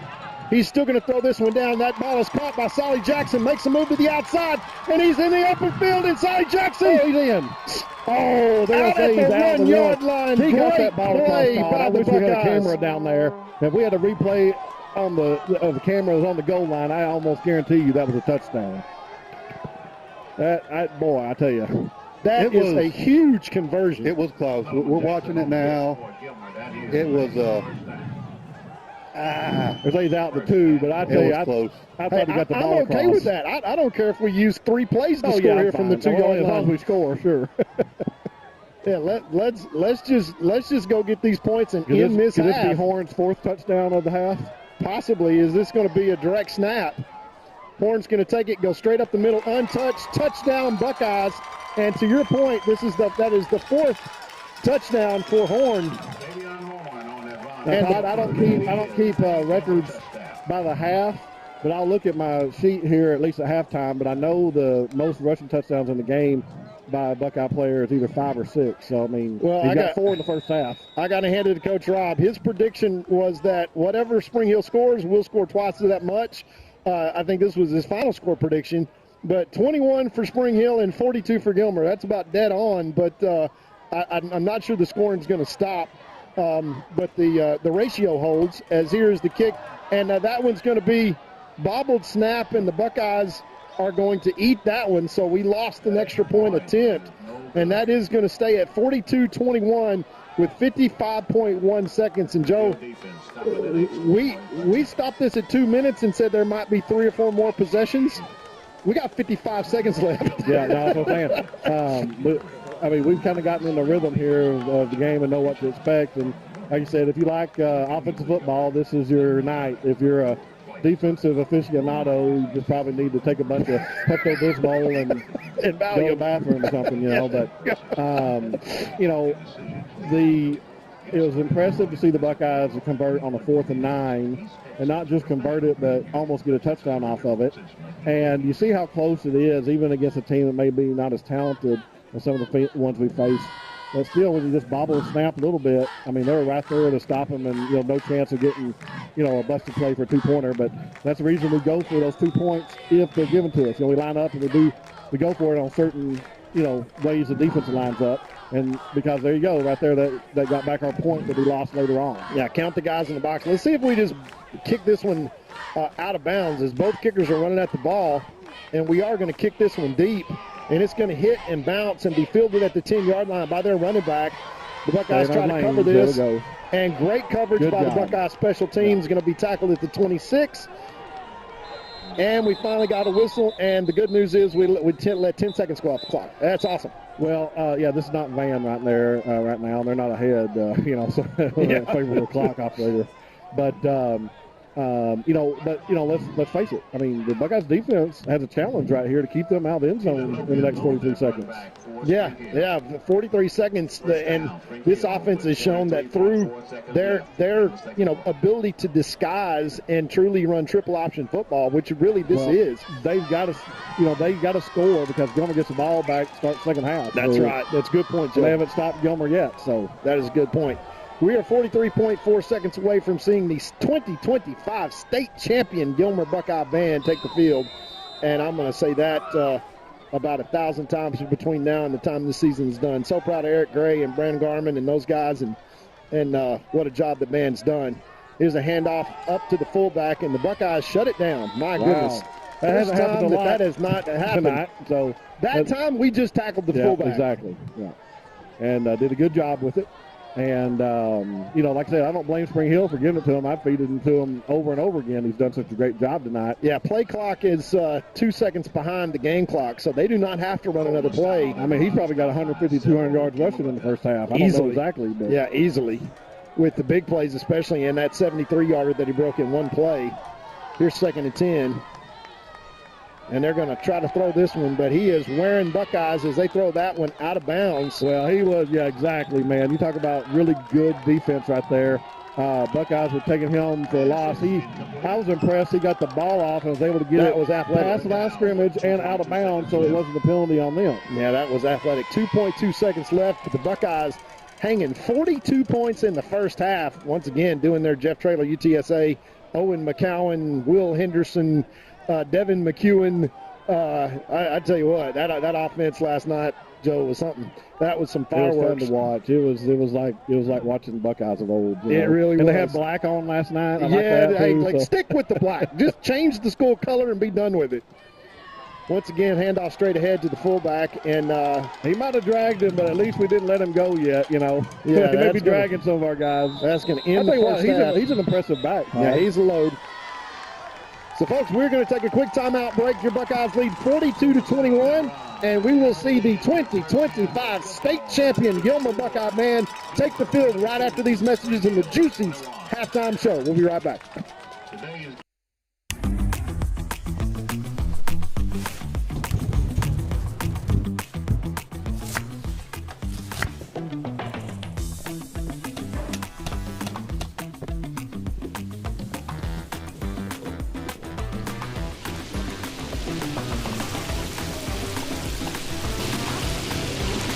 Don't settle for the other guys when you could have the best.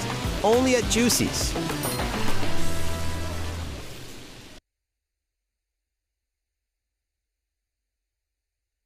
Chad Burkhalter and Gary Vestal are your Gilmer Edward Jones financial advisors. We're all about financial investments, but we also value the investments of time, patience, and encouragement our young athletes receive from their coaches, teachers, and mentors. That's why Chad and Gary are proud sponsors of our state champion Gilmer Buckeyes. Call 843-2023 or 843-5794 or visit edwardjones.com for all your investment needs. Edward Jones, member SIPC.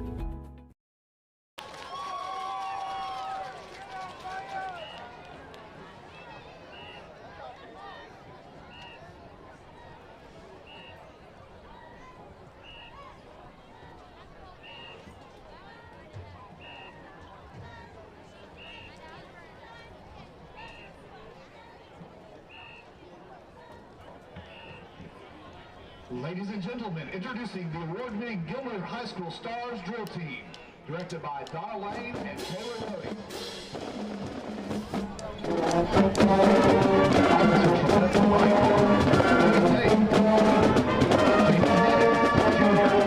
Jocelyn Sanchez, senior. Audrey Avery, senior. And Henry Lee,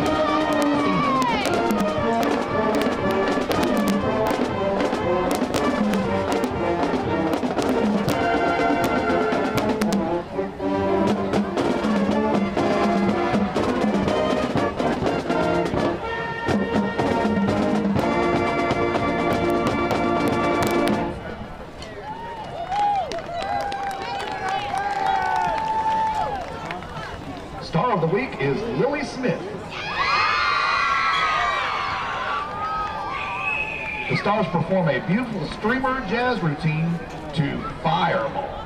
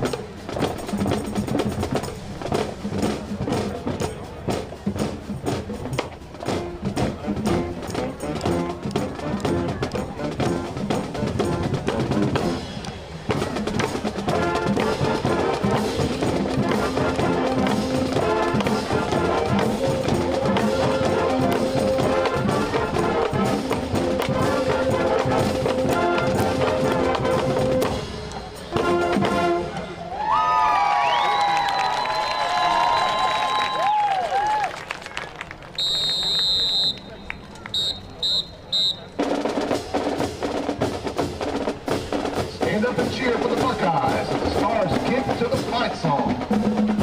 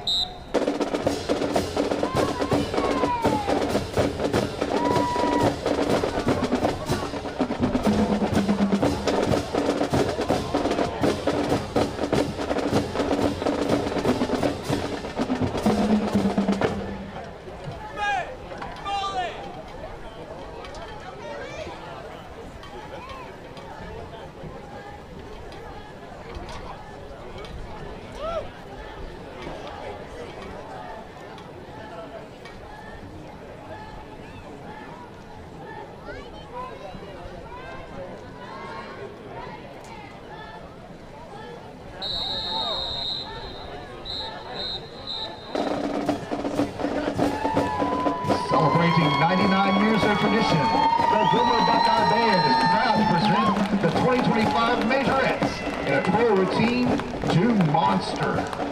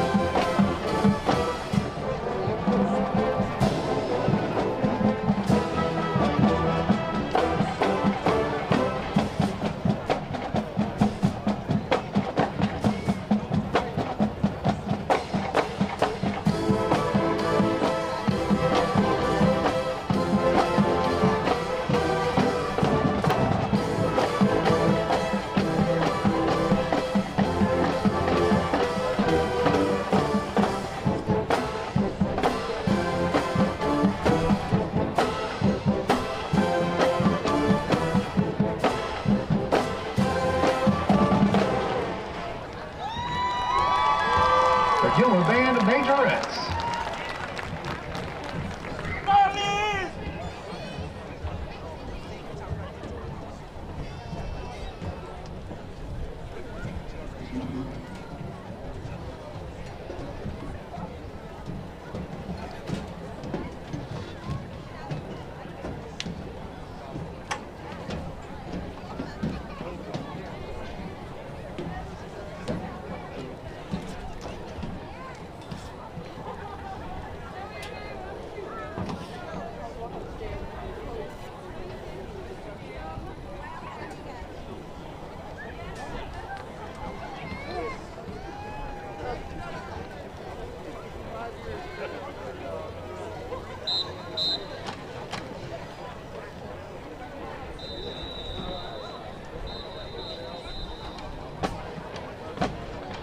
And now, Gilmer Independent School District is proud to present one of the most decorated military marching bands in Texas, the pride of Upshur County, the 2025 UIL Military Marching Band State Champion, Gilmer Buckeyes Band.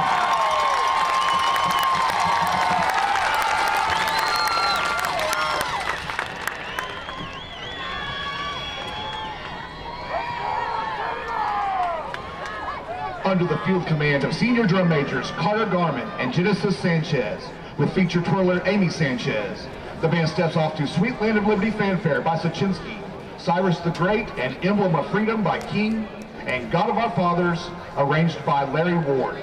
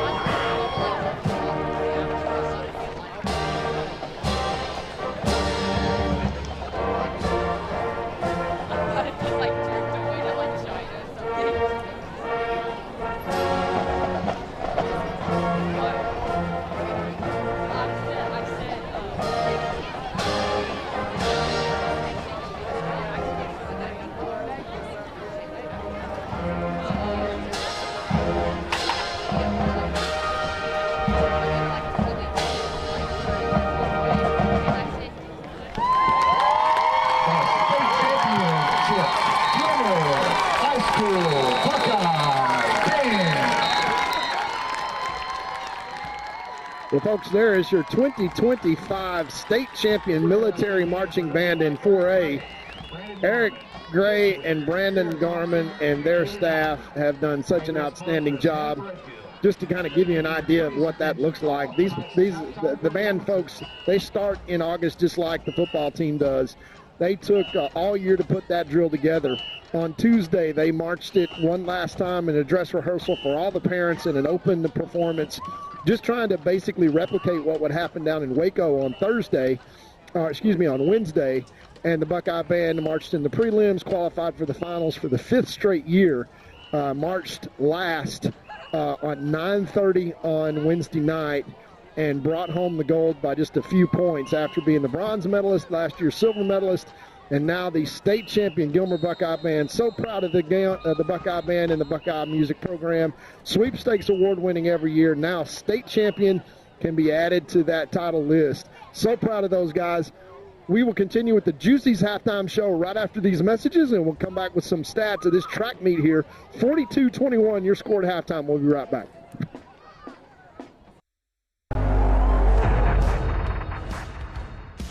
Charlie, senior, linebacker, DN, fullback. Atavian Hector, senior, running back, outside linebacker. Zay Taylor, junior, class 27, quarterback. Drake Smith, senior, receiver, corner. Amar Garrett, class 27, safety, receiver. Let's go. Jeb Bates, senior, DN, fullback. Tavion Horn, class 28, running back and linebacker. Carter Johnson, senior, quarterback, safety. Davenport, class of 26, corner receiver. Corbin Jones, senior, middle linebacker, DN. Michaela Granville, class 2027, DN, fullback. Trace Haynes, class of 2026, receiver and DB. Jaden Holiday, senior, receiver, DN. Zaylon Johnson, sophomore, quarterback, safety. Cosmo Johnson, junior, receiver, DB. Aiden Vineyard, sophomore, fullback, outside linebacker. Solomon Jackson, class of 26, receiver and DB. Gage Strasbeck, sophomore, wide receiver, safety. Go Bucks. Mason McDonald, class of 2027, inside linebacker, fullback. Brendan Darnold, class of 27, outside linebacker and receiver. Aiden Thomas, junior, running back, safety. Keithan Johnson, sophomore, receiver and safety. Zach Robinson, running back, middle linebacker, senior. Christopher Peeney, class of 27, corner, receiver. Kelson James, senior, punter, kicker. Austin Blakely, fullback, linebacker, sophomore. Samuel Son Williams, running back, linebacker. Miguel Castaneda, senior, receiver and kicker. Ryan Bobby Bloom, sophomore, tight end, D-line. John Henry Gilo, senior, inside linebacker. Rylan Tosh, junior, fullback, inside linebacker. Rhett Williamson, senior, fullback, DN. Malachi Johnson, senior, D-line. Taj Bush, running back, D-line. Trey Jones, senior, fullback and linebacker. Davion King, class 2027, fullback, D-line. Let's go. Hudson Blundell, junior, DN. Jace Marlowe, junior, fullback and inside backer.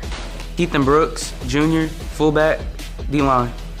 Shad Buchanan, class 2028, O-line, D-line. Brandon Ludlow, junior, O-line, D-line. Javar Horn, junior, D-line, O-line. Kaden Shelton, I'm class of 2026, and I'm offense and D-line. Tyler Hagler, class of 2026, offensive line, defensive line. Let's go, baby. Jackson Neely, class of 2026, D-line. Jackson Curtis, class of 2027, O-line, D-line. My name is Michael Hudson. I'm on the 10th grade class, sophomore, and I play O-line, D-line. Jordan Johnson, class of 27, O-line, D-line. Sean Johnson, class of 27, O-line.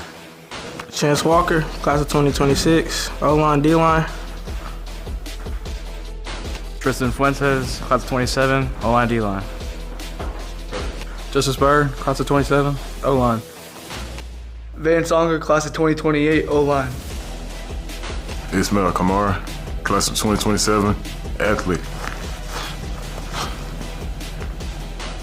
Carson Kerbo, class of 27, interior O-line, D tackle.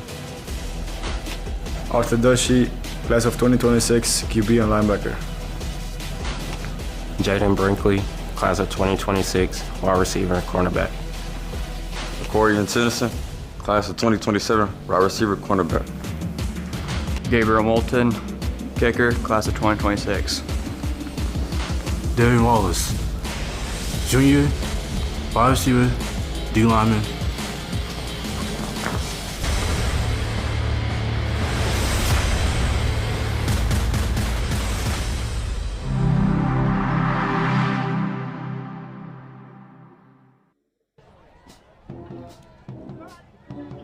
And we're back here to Spring Hill Panther Stadium, where your Gilmer Buckeyes lead 42-21. Of course, we saw the great 2025 state champion Gilmer Buckeye marching band at halftime. Here in the Juicy's halftime show, we've got some statistics, folks, and if you like offense, this has been the game for you. Not only have the Buckeyes outscored Spring Hill 42-21, both teams have put up some impressive statistics. Gilmer has 10 first downs in the first half, Spring Hill 13. Passing yards for the Buckeyes, 147, for Spring Hill 85, and probably 60 of those came on one play. Rushing yards for the Buckeyes, 221. Spring Hill, 300 yards rushing in the first half. So you're looking at offense, guys, with 385 for Spring Hill and basically, let's call it 368 for the Buckeyes, all in one half. Of course, the onside kick call, that was really a 14-point swing, but the end of the last 2 minutes of the first half, the Buckeyes able to make up some ground. Of course, the Buckeyes will get the ball again to start the second half. So here for the Juicy's halftime show, we want to talk a little bit about our sponsors, and we have had such fantastic sponsors all year long.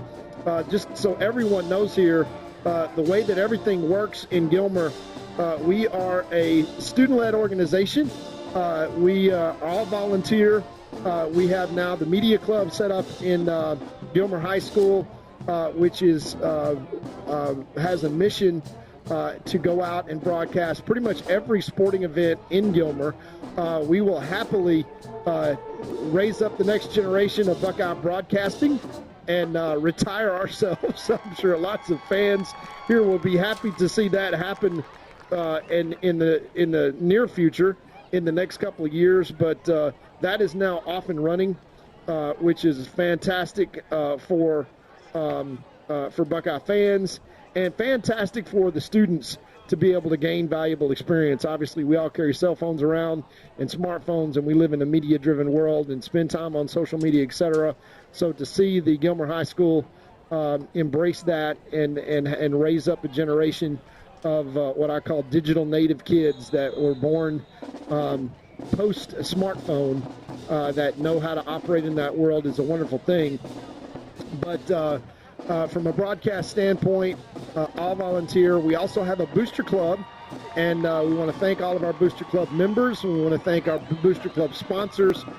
They have the great signs around the stadium. We'll see those next week in Senior Week as the Buckeyes play their final 2025 home game and jump into the playoffs. So once again, we want to say thank you, obviously, to our halftime sponsor, Juicy's, and to our overall headline sponsor, Godarzi and Young. We had Brent and Marty both on the radio program at halftime last week, and it was just amazing to recount how many things that they do for the community and for the state champion 2025 Gilmer Buckeye Band. Every single week, we're talking about 120 kids that the Buckeye Band travels with. They are fed every single week by Godarzi and Young. So they are the sponsor of pretty much everything, but anything that is associated with Buckeye students, whether they be athletic, whether they be extracurricular, or whether they be music, whether they be drama programs, our community supports our young people like no other, and we want to say thank you to all of our sponsors, all of our parents, all of our volunteers. And I think it's a really cool thing to say that just in the last 5 years, the Buckeyes football team has played in 3 out of 5 state championship games and brought one home. And then the Gilmer Buckeye Band has been in every single state finalist and won a bronze medal, a silver medal, and now bring home the state championship trophy. So we want to say just how incredible it is to be a Gilmer Buckeye. And once again, Mr. Gray, Mr. Garman, their wonderful staff, putting the state championship moniker once again on another year, the Gilmer Buckeyes 2025. And we'll see them here throughout the playoffs as the Buckeyes also taking a commanding 42-21 lead at halftime, set themselves up to be in a good playoff draw. It looks like the Buckeyes, if everything happens right, will be taking on the Athens Hornets. That should be a great matchup. Athens played Carthage off their feet, winning big tonight. But nobody wants to see the Gilmer Buckeyes coming if they play the way they have played here in the first half, putting up staggering statistics, scoring 3 out of the first 5 times that plays that they touched the ball tonight, and getting out to a big first quarter lead, and then closing the show there. And, of course, we'll have the ball to start the second half. So as we wrap up the Juicy's halftime show and recognize a few more of our sponsors, we just want to say a special thank you to all the folks out there that support the Gilmer Buckeye broadcast efforts, and how excited we are that now is moving into a truly student-led organization. So please continue to support our student athletes, our student musicians, our extracurricular students, and everything they do, and adding Buckeye Broadcast Media to that. We're very proud of that. We'll be right back after these messages to the conclusion of the Juicy's halftime show in the second half, right after this.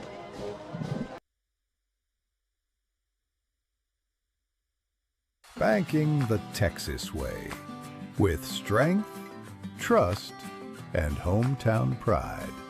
Deposits that work harder, backed by neighbors who care. Your hometown bank is right here in Gilmer, Texas, 795 Highway 271 North. Texas Heritage National Bank, member FDIC.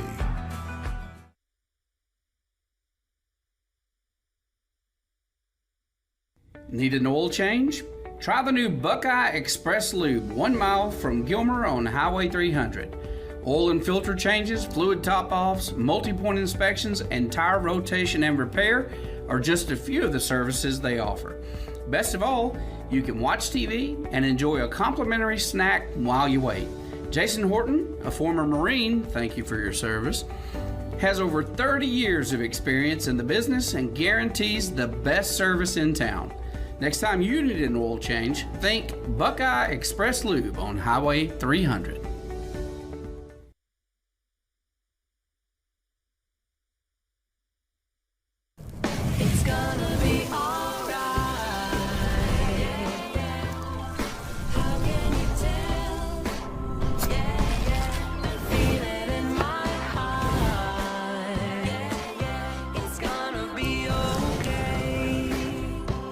Juicy's Burgers, serving you for over 40 years.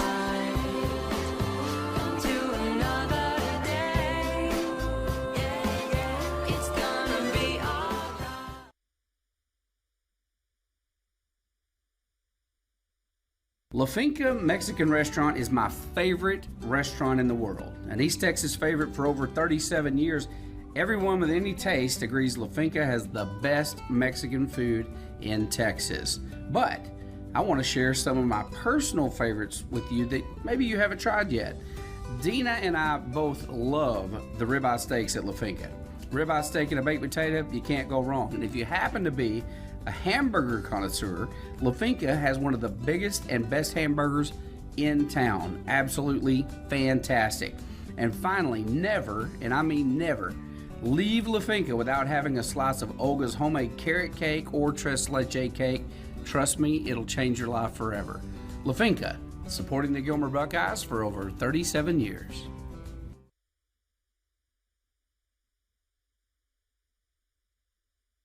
Feeling under the weather, Buckeye fans? Come on down to Core Health Systems at Community Health Corps, 101 West Madison Street in Gilmer. No appointment needed. Our walk-in clinic is ready to get you back in the game. Call 903-843-5518 today. Your health is our priority.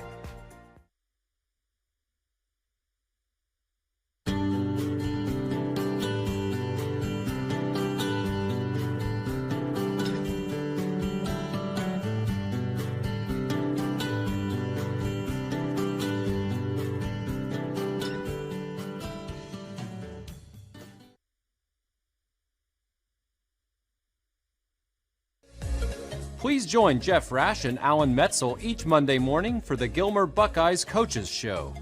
Every week, Jeff and Alan discuss elements of the program, speak with special guests, give player updates, review key plays from the prior week, and give insights on the opponent for the current week.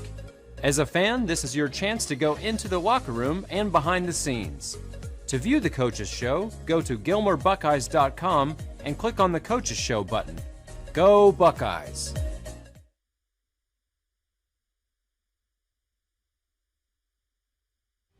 Two-time Hall of Fame inductees, Brent Godarzi and Marty Young. Back-to-back #1 trucking firm in the nation.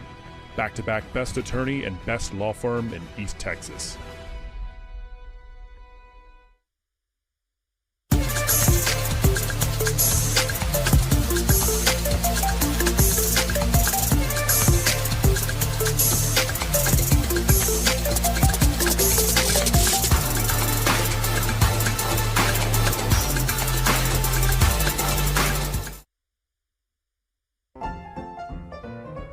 Since 1900, our customers have relied on and placed their trust in First National Bank of East Texas. Today, we remain committed to earning that trust and serving the needs of families and businesses throughout East Texas. Because time never stands still, you can depend on us to meet the changing needs of future generations for the next 125 years. You can bank on that. First National Bank of East Texas.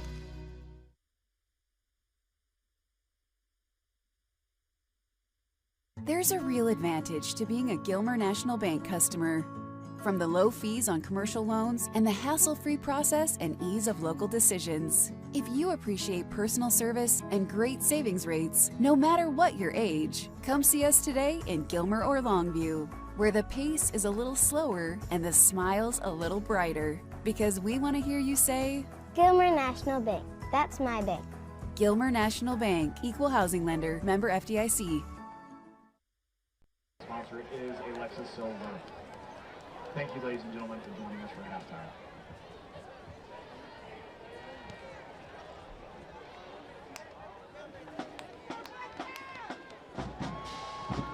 Back to action to start this second half as the Buckeyes have a 42-21 lead as the Panthers come onto the field.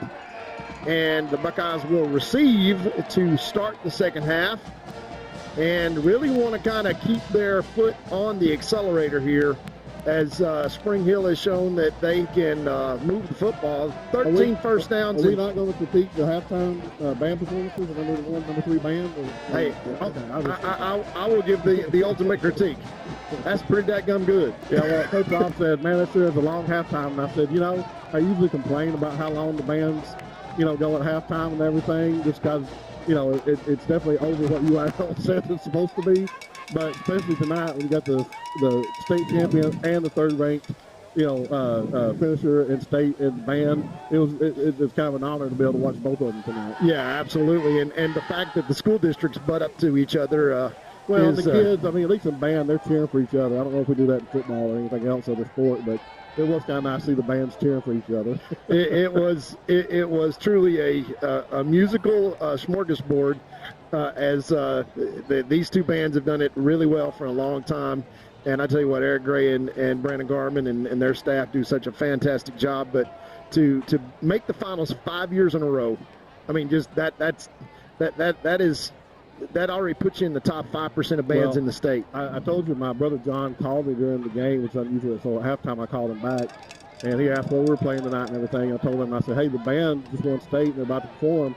He goes, oh, well, where can I see it? So I told him, so he jumped on, and they're supposed to still be listening. So in case he's listening, and shout out to my brother John that lives in La Pointe, Utah, about 7,000 feet up in the mountains. They said there's about 100 elk in a herd right down below his house right now. In the snow.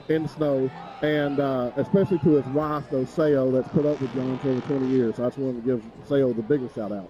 Well, here's the kick once again, an onside kick. This one's going to be scooped up. There we go. And 18 Trostbach makes a move, and he makes them pay as he takes that down to the 32-yard line as the young sophomore turns on the juice and says, hey, we're not going to leave this to chance anymore on the onside kick, and we're certainly not going to leave it to a referee to make a call for sure. Here's some names I want to run by you real quick, all right? You ready? Will Henderson, Ashton Haynes, Brand Webb Jr., Kelton Collier, Chris Corey, Darian Lewis, Reginald Hart.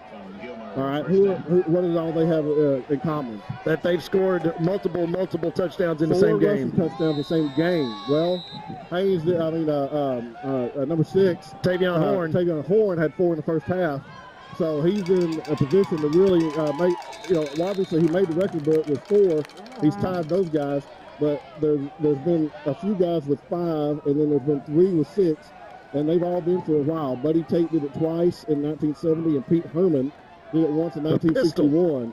So who knows? I know we're not out for records, but it would be nice to see if maybe he'd get a carry or 2 and see if he could challenge that record. Well, he is in the backfield as that is a first down carry by number 18, Trosbach, who returned the kick as well for 8 yards. Dropping back to throw. This is Trosbach picking up the first down at the 21-yard line. Yeah, for sure.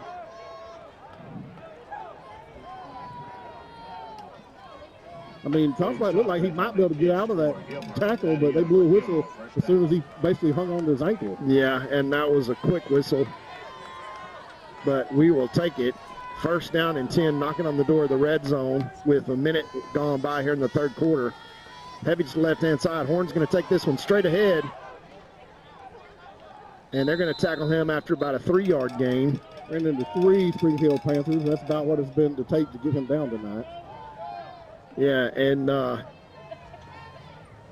always takes the second and third man to bring him down. As Tavion Horn, like I say, I'm just glad we've got still another couple of years left on his contract. It is exciting. Future ahead for Buckeye fans, and number 6 is going to be a big part of it. Well, he'll probably get more offers than just Texas Tech, but, Texas Tech is really doing a number in the recruiting, circles right now, so they have to be smiling every time they see his game film. For sure, and we jump on the right-hand side, and it's going to cost us 5 yards. So 2nd and 8 is going to turn into 2nd and 13, as I'm not sure who jumped. Oh, it's offsides against Spring Hill. Oh, interesting. We will take it. So 2nd and 8 turns into 2nd and 3. Because a lot of times if it's just the defense that jumps, they let the play go. I hear people talk about that's a free play. That's what they talk about. Unless there's contact. Right. And I think there must have been there because the whistles came straight away. I didn't see the contact. That's why I was a little bit surprised. I'm in a little bit of loss for who jumped. 2nd down and 2 now at the 13-yard line for the Buckeyes. Here comes a motion. And now Horn escapes the backfield. All the time in the world to throw, and hits number 30 once again, right in the hands at the 2-yard line. And once again, he did the same thing. He started to look and run before he caught it because he had nobody on him, and he was going to walk into the end zone untouched. Well, another young sophomore, and this might be a learning game for him. Yeah, Austin is normally a sure-handed receiver. Yeah, good-looking athlete. Look at his size as a sophomore coming off the field there. And I'm sure he's the one, this guy, I can't believe I almost had a touchdown. 3rd and 2 now from the 13. Offset shift to the right-hand side. Here's motion now. And this is going to be a handoff up the middle, and Tavion Horn has got this one inside the 5. We're getting close to number inside 5 the 3. Getting close to number 5 for number 6. Come on. Let's see if Tavion Horn can squirm his way into the record books here.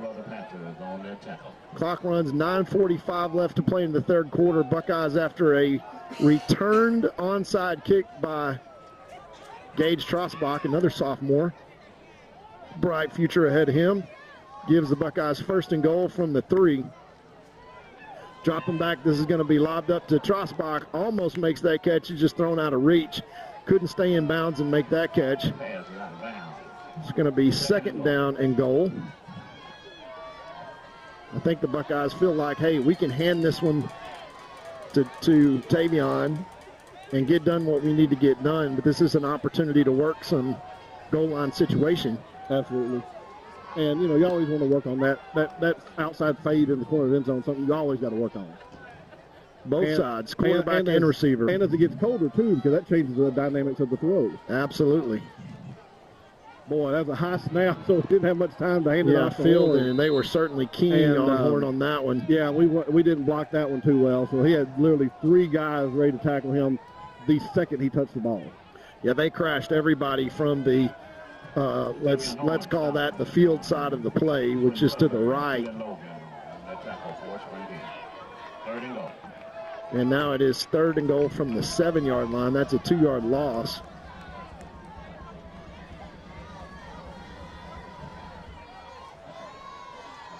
Third and goal. Here comes motion by Solly Jackson. They're going to fake that around the right-hand side, wide open. And Tavion Horn is going to catch. He got 5 touchdowns, but No, he's not rushing. And so I'll look for the total because that's right up there, too. In fact, that might, obviously, I know that the most is 6 because we've never had anybody score more than 6, combined, and rushing's always been the lead. In fact, receiving touchdowns, one of the reasons I said that Solomon Jackson had such a record, setting week against Van 2 weeks ago was that there's many people tied for the most receiving touchdowns in the game. That's 3. Yeah. So Horn's got 5 total touchdowns, offensive touchdowns in the game. So obviously that's tied for 2nd place right now. We will continue to try to look that up. 112 seasons, Todd. That's not too bad. That is unbelievable. It's unbelievable that the list is that long and it goes back that far. Yeah. You see, Brother Pistol Pete that's got 6. So we're going to take a quick timeout. Buckeyes score 49-21, 8:45 left in the 3rd quarter. We'll be right back.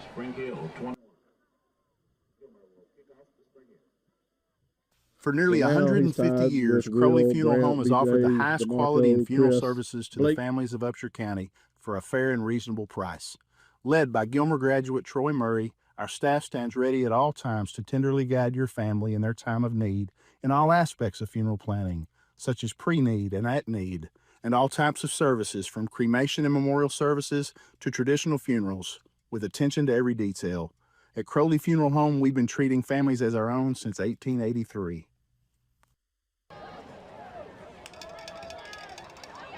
There was a phone that someone lost in the ladies' restroom near the concession stand. And we're back. So only 3 names ahead. I was in the preview during the commercial break for what we're going to talk about for the total offensive touchdowns in the game. Like I said, the record for Gilmer 6, and that just gave our young sophomore running back his 5th touchdown of the night, 4 rushing in the first half, and now a receiving touchdown. And so here are some names in Gilmer history that's had at least 5 scores, touchdowns in one game.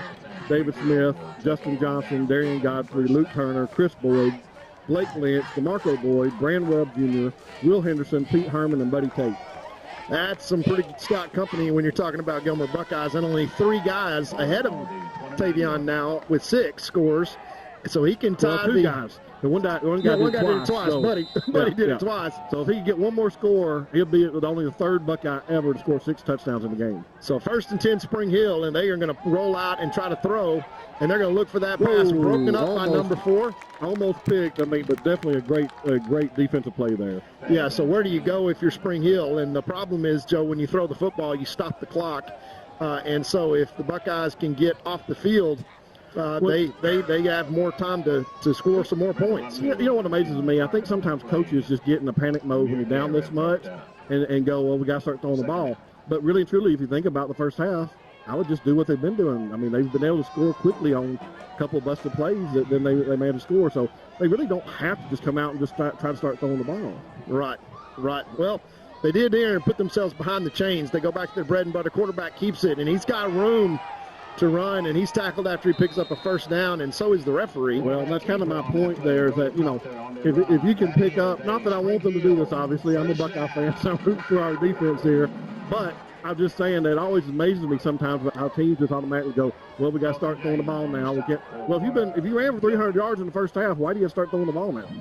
Well, they went back to the bread and butter then with quarterback keeper and moved the chains. 1st down for Spring Hill from their own 43-yard line. 8:20 left to play in this 3rd quarter. They trail 49-21.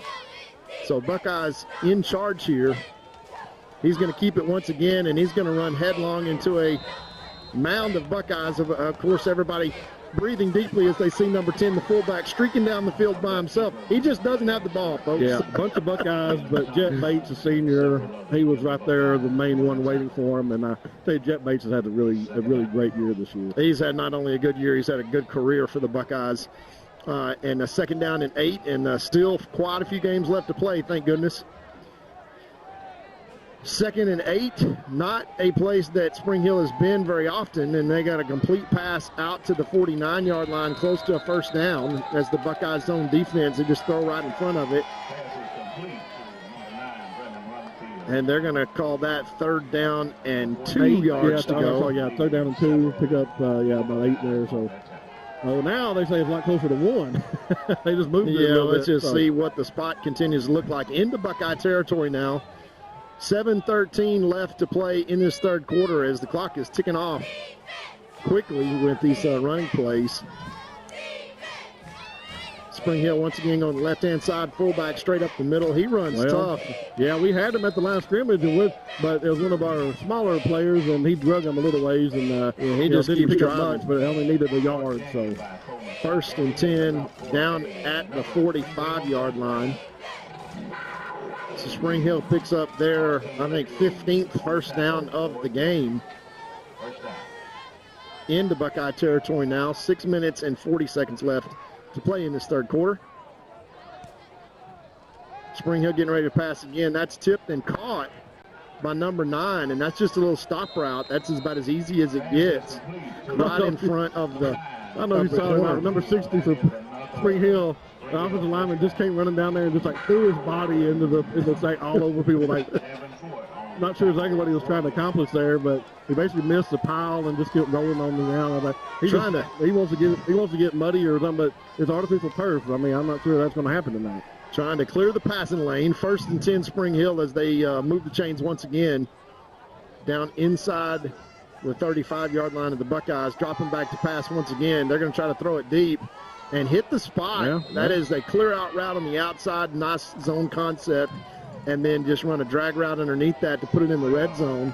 Well, Spring Hill showing that if you don't get pressure on their quarterback, he can make the throws, and their receivers are getting open right now. Yeah, kind of pick them apart as the Buckeyes have plenty of youngsters in there trying to keep everything in front of them. But Spring Hill's gone right down the field now inside the red zone with 6 minutes left to play in this 3rd quarter. And this is the fullback straight up the middle, and it's going to get about 3 yards. Yeah, first guy missed, but 54 Hagler held on. And like I said, all of a sudden he was going backwards. If Hagler gets his arms around you, odds are you stop. Yeah, you're not going very much further. Stops that for 1 yard. 2nd down and 8. As the black flag gets a few more of their starters in there, as you see Big Trey Lee go back in the ball game. 2nd and 8 now with 5:25 left to play here in this 3rd quarter. Here's motion, bad snap, ball's on the ground, and the Buckeyes get on top of the man on the ball. The fullback did a good job by turning around and dropping right down on top of the ball, and it didn't go anywhere. So once again, they put the ball on the ground twice, and they've been fortunate enough to be able to pick it up both times. Well, that'd really be a stat here if they had turned over the ball 2 times on fumbles also. 3rd and 11 now for Spring Hill, back to their own red zone marker. They're actually outside the red zone now, but barely. 3rd and long. We're going to have to go through the air here. And they try to pass, and they have a wide open man. Same route, the concept that they ran before. I'm not sure why he's 5, 6, 7, 8 yards open every time on that. Yeah, all they're doing is running the guy down, straight down on the go route, and they just basically, as soon as our corner, lets the streak route go, he cuts in right behind that, and they set it up 1st and goal. I think I'd like to man up them a little bit. I mean, I'm not so worried about their speed compared to our speed, Yeah, that's true. We're content to play zone to try to get assignment football. This quarterback's going to keep this one, and he's going to get this down inside the 5-yard line. So clock continues to run. 4 minutes and some change left. Buckeyes lead 49-21 here in this 3rd quarter. Another sophomore, number 14, with a nice tackle on that play. Yeah, we've got a timeout. We've got somebody down. We're going to take a quick timeout and come right back after these messages.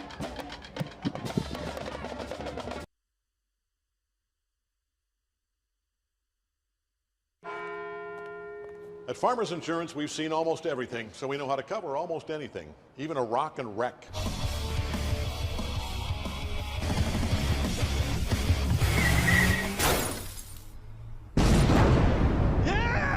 He rocked and rolled right into it, but we covered it. At Farmers, we know a thing or two because we've seen a thing or two. We are farmers. Bum, bum, bum, bum, bum, bum.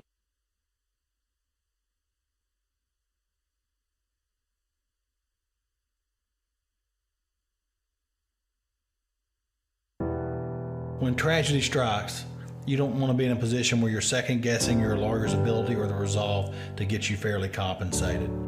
When you hire Godarzi & Young, you know you're hiring a law firm that has nationally ranked settlements and verdicts. We have over 2 decades of experience holding 18-wheeler companies accountable for their negligent action. Don't make the mistake of hiring anybody else. Hire the best. Hire Godarzi & Young.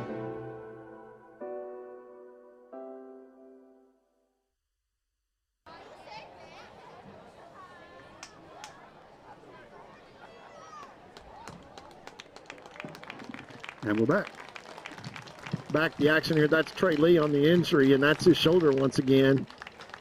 And I think he'll be done for the evening and probably for the next couple of weeks to heal that one up. As he's played through a lot of injury. One of the seniors, people remember Trey making the miraculous play to stop the Carthage Bulldogs in overtime.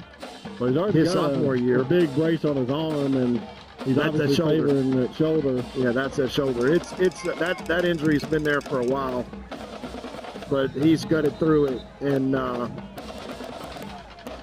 he'll be done for tonight. That's for sure. Spring Hill now, 2nd down and goal from inside the 5-yard line. They're going to hand this one to the fullback. No, excuse me, the quarterback keeps it and loses 3. They're consistent. It looks like the fullback had it, and he probably should have gave it to him again, but the reads were, well done by the Buckeyes, and they made a true tackle on the quarterback that time. Yeah, here's 3rd down and goal, and Big 72 comes into the game with Big 44 and Big 54. So you got the meat package in, and now the tackle everything strategy is going to be in effect. That is a bunch of beef there in a bare front 5-man line. 3rd and goal for Spring Hill. They're going to try to pass. Intercepted by Braylon Ector. And he makes 1-man miss, makes 2-man miss, and the Buckeyes turn him over again. Braylon, he is a turnover machine. You would think that he'd have more of a nose for the ball, I tell you what, that's Atavian Ector. I keep calling him Braylon. That's big cousin.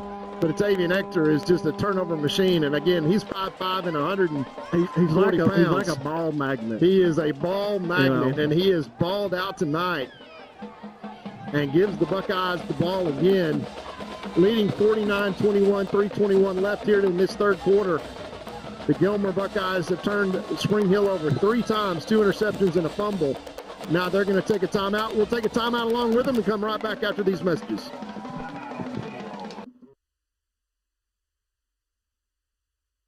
Chad Burkhalter and Gary Vestal are your Gilmer Edward Jones financial advisors. We're all about financial investments, but we also value the investments of time, patience, and encouragement our young athletes receive from their coaches, teachers, and mentors. That's why Chad and Gary are proud sponsors of our state champion Gilmer Buckeyes.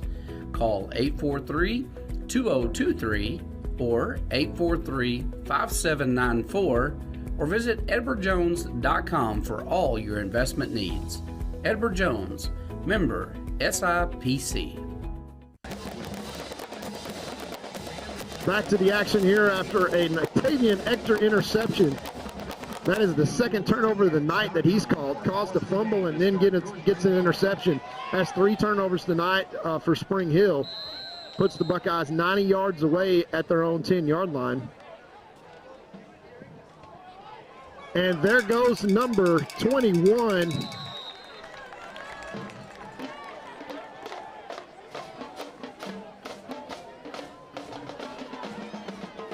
That's Thomas. Yeah, Aiden Thomas. Another sophomore. Now, it's not like he necessarily is replaced 6 for the night because, he comes in on regular rotation, very often anyway. Well, we've got plenty of youth in the backfield for the Buckeyes and plenty of talent as well. Always been stockpiled, goes in motion, and he's going to get this pass all by himself out in the open field, makes a man miss and scampers down to the 35-yard line, moves the chains again for the Buckeyes. This is the Aiden Thomas drive here. Well, and hopefully people are used to it by now because, the spread's been around 20-plus years, as a dominant offense. But that's just basically like your old-fashioned pitch out. Well, even the pitch, back in the old days where, just let that tailback run out, you pitch and let him have that open field, see what he can do. You know, it's the Jeff Traylor doctrine, which is get your athletes in space and get them the ball. And the Buckeyes do it successfully there. Once again, dropping back to pass and escaping and throwing it long. And number 12, he got his foot down, I think.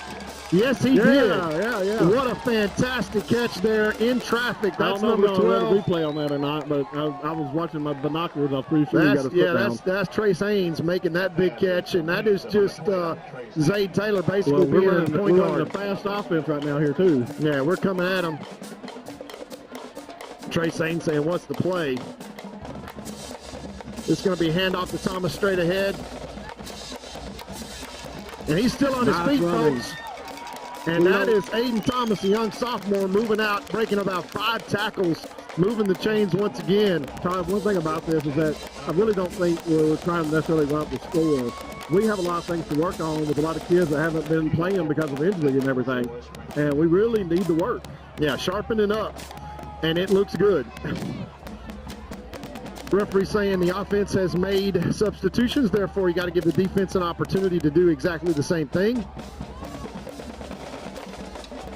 Zay Taylor scrambling, tucks it away, literally jukes a man onto the ground. Zay Taylor breaking ankles, my gracious.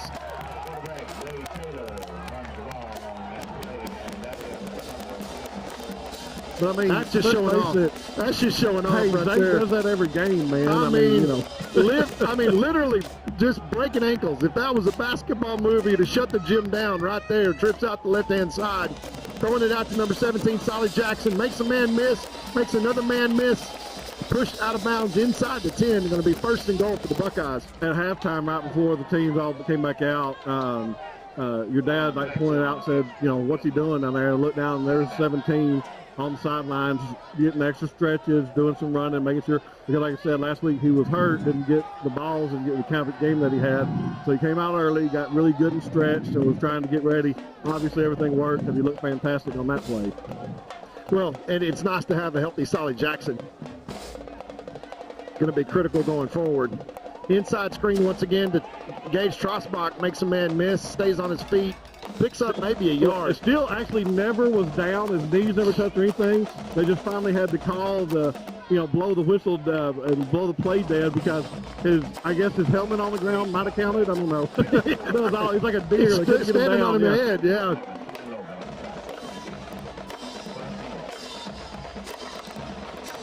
.32 seconds left in this third quarter. Buckeyes lead 49-21. Trying to put another nail in the coffin. And this is an open hole, and number 21 continuing to drive his feet. I tell you, got down to the 1, and I mean, about the last, 7, 8 of that was all him. 21, Aiden Thomas, a junior running back, looking really good in the series. Yeah, this has been the Aiden Thomas drive. And Zay Taylor's going to pull this one down and pitch it up, and touchdown. That's what magic right there. Gage Trosbach, that is something, folks. I mean, he was getting drugged down from behind as he made that little flip pass out there. Just threw it up in the air, and Gage just went and got it. Touchdown, Buckeyes. Is there a flag down somewhere? I don't see one. Yes, but there is a flag. Oh, where is it? It is in the end zone. And that's why Gage was acting like he was.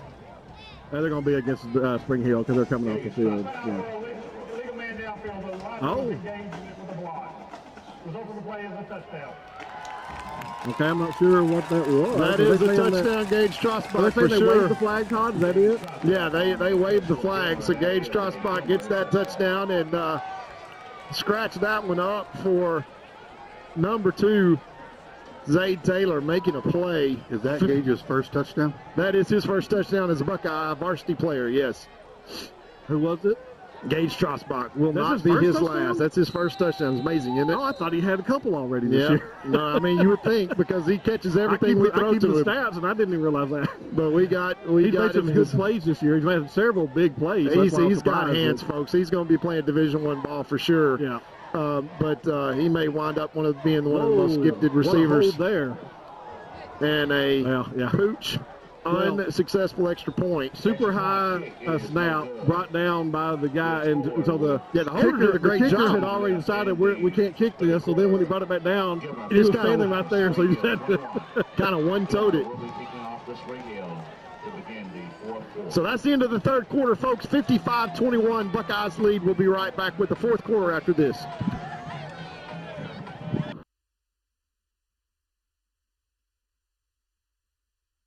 Banking the Texas way, with strength, trust, and hometown pride.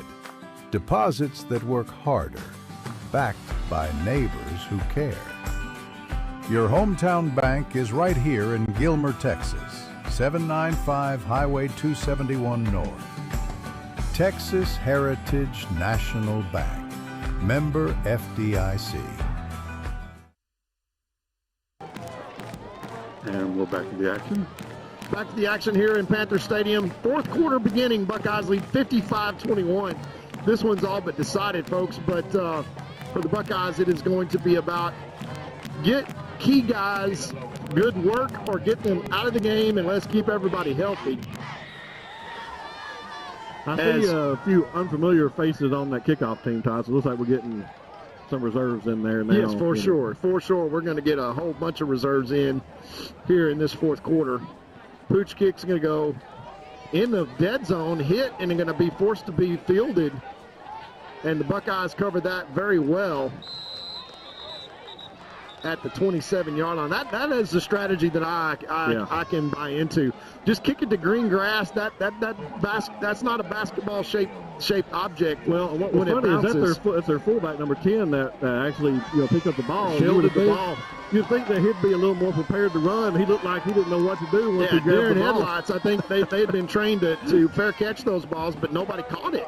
And there was no fair catch, so he had to back up. It's a hard thing to do, to go backwards, field the ball, and then try to get yourself going forward. Because if you ask me, that's the last person we want to touch the ball. That's for sure. That's for sure. Spring Hill, nevertheless, takes over 1st and 10 from their own 28-yard line. This is going to go straight ahead to the fullback. And a nice tackle, but unfortunately by the safety.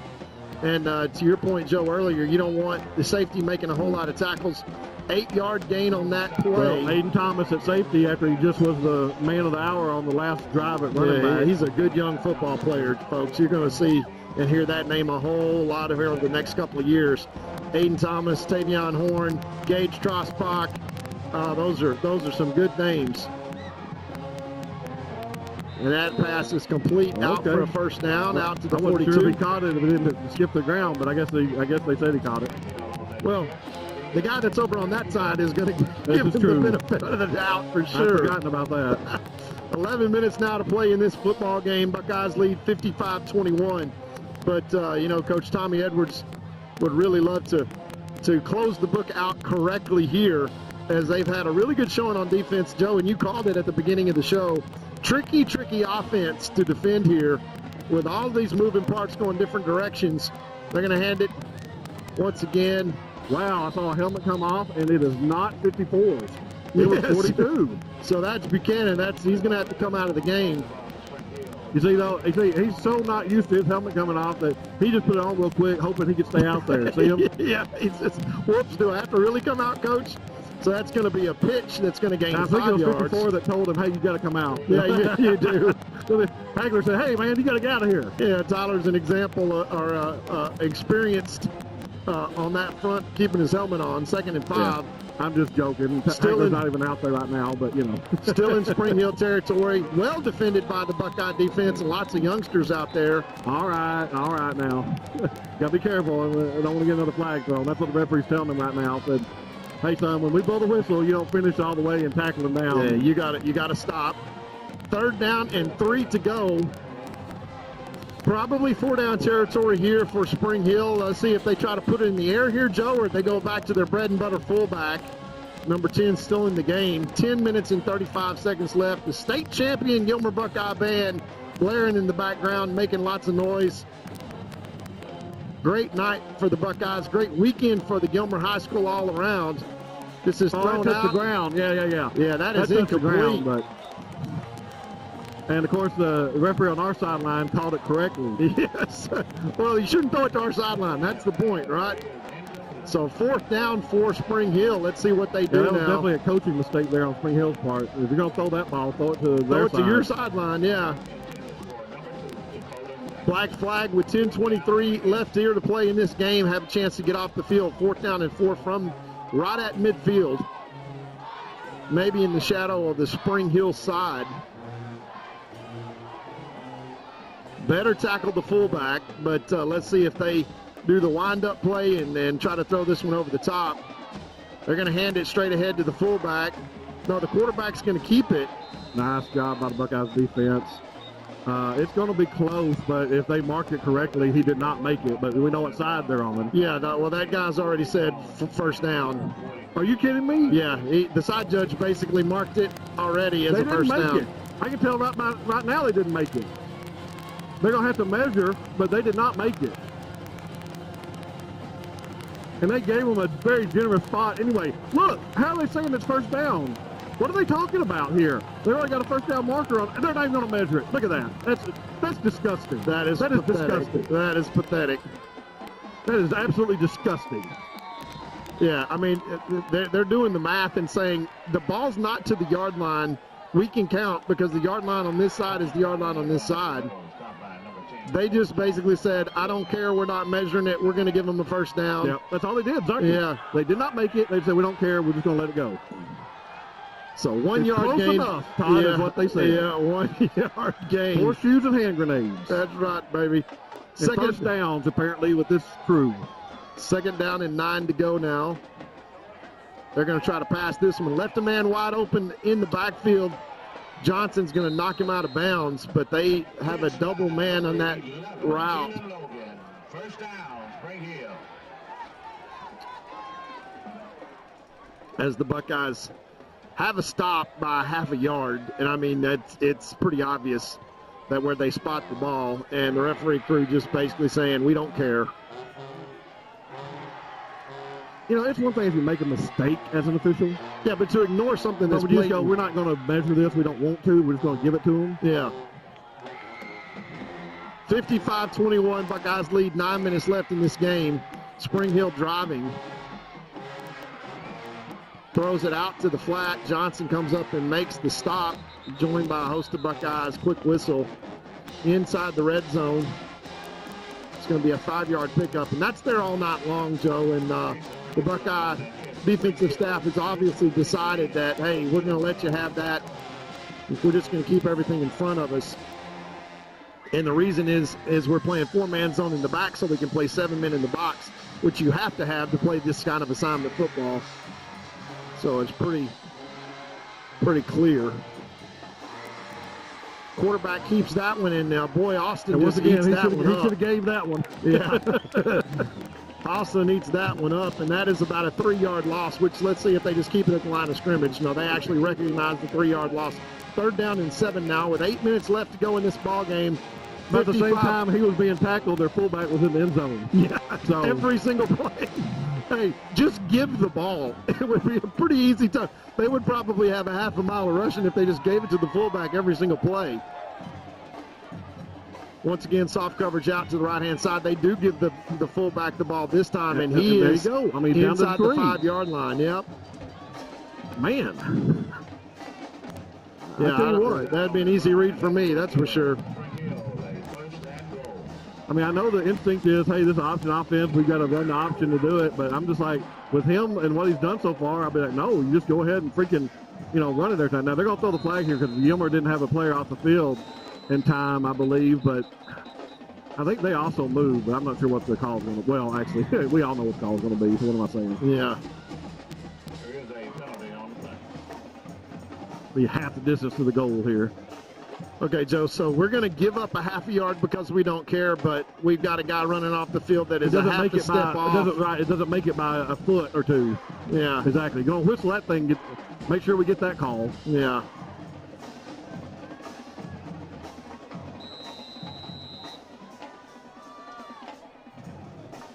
Now, all those calls haven't favored one team, have they? Possibly. Oh, okay. First and goal for Spring Hill. 15 players on the field for Spring Hill at this point. Straight ahead, that's going to be a touchdown by the fullback to get out respectable to 27. So 55-27 your lead. I wonder who that's against. That's called 14. Yeah, that's called just in case. That is against Zay Johnson.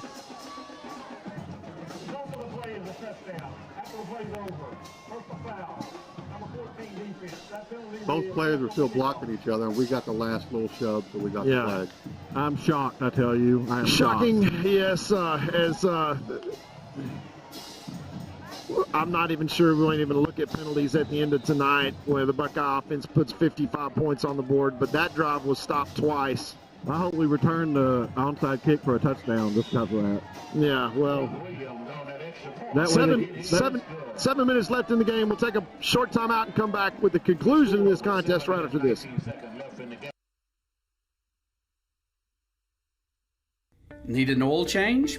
Try the new Buckeye Express Lube, 1 mile from Gilmer on Highway 300. Oil and filter changes, fluid top-offs, multi-point inspections, and tire rotation and repair are just a few of the services they offer. Best of all, you can watch TV and enjoy a complimentary snack while you wait. Jason Horton, a former Marine, thank you for your service, has over 30 years of experience in the business and guarantees the best service in town.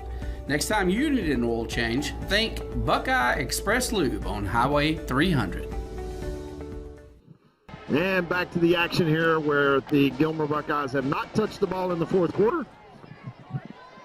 And let's see, Joe, if we can kick it 1 yard on the onside kick, maybe Spring Hill can kick it around a little bit until they have somebody with a white jersey touch the ball, and then they can recover it and say, hey, we got the ball back. So this will be an onside kick attempt once again from Spring Hill. I think the 5th time tonight. Last time they got burned, they kicked to the Gage Trossbach. And this one goes out of bounds. Give us our 5 yards. Well, hey, there's a penalty that I guarantee is going to go our way. I'm not so sure. It was on their sidelines. I'm sure we could have done something. It'll be like penalty. Gilmer could have recovered the ball inbounds. A 5-yard penalty against the Buckeyes. All right, so lots of backups in now for the Buckeyes. I still hope we run our offense, Todd. No, I think we will run the offense. And you've got Octavian Ector, who is the in the tailback back there now. You know how he can run and what a difference maker he is. Well, and I'm not saying that, the Buckeyes are definitely going to win the game next week, but, the St. Spring Hill team beat North Lamar by 40-something points. Yes, that is true.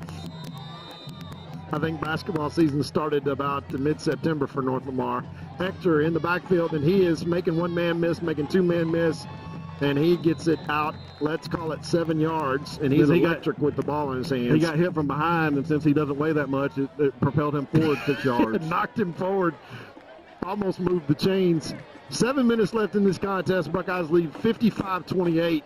Content to really run the football here with lots of youngsters in the game. 20 seconds left on the play clock.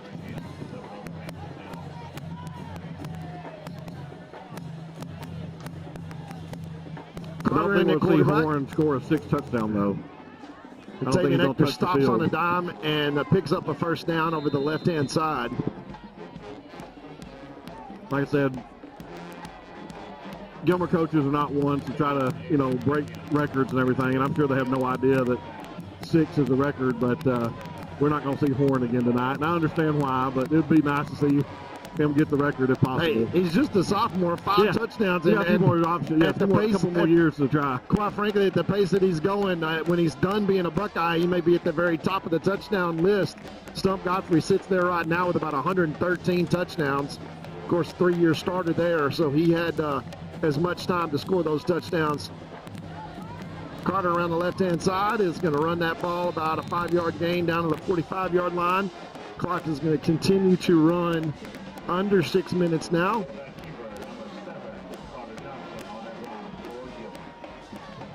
So the Buckeyes are going to take this victory into playoff formation here, and the tie for second place will put the Buckeyes into third, assuming all the other scores hold tonight. Pleasant Grove was up big over Pittsburgh at halftime. I think 37-7, Joe, was the score. And then the other game was a 30-point spread, too, and then Athens was up big time over Center. So as they're going to stay in the second place position there. Here's 31 for the Buckeyes going straight ahead for a first down. Once again, that is the youngsters getting in and getting some valuable varsity playing time. Number 31, Samuel Sutton-Williams, no run for Gilmer, tackled by number 30, Lane Ware. First down. Well, it's a big man sprinting off right there. Yeah, that's Van Song, another sophomore. I would not get in his way.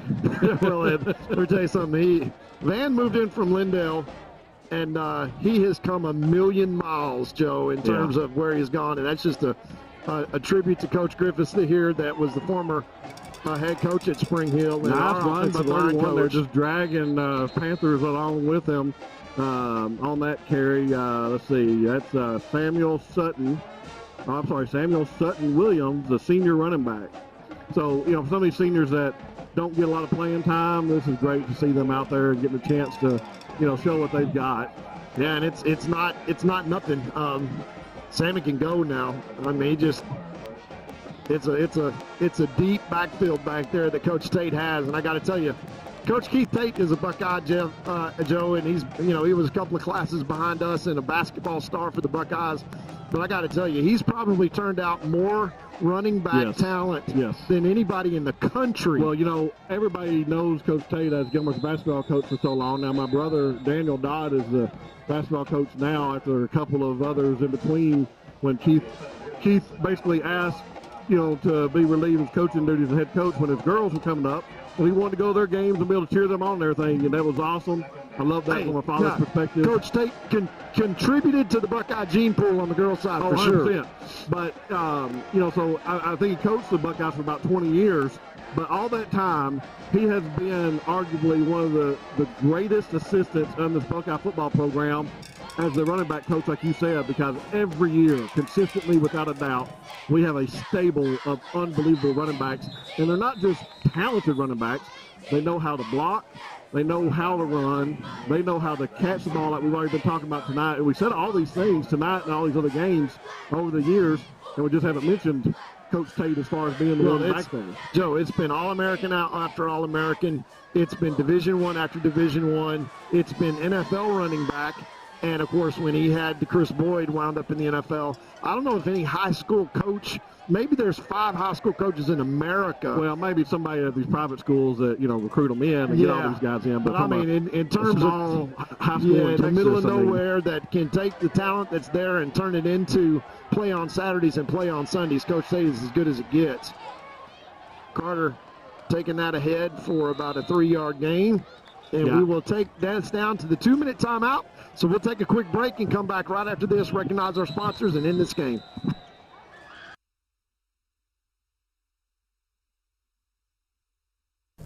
It's gonna be alright. How can you tell? I feel it in my heart. It's gonna be okay. Juicy's Burgers, serving you for over 40 years.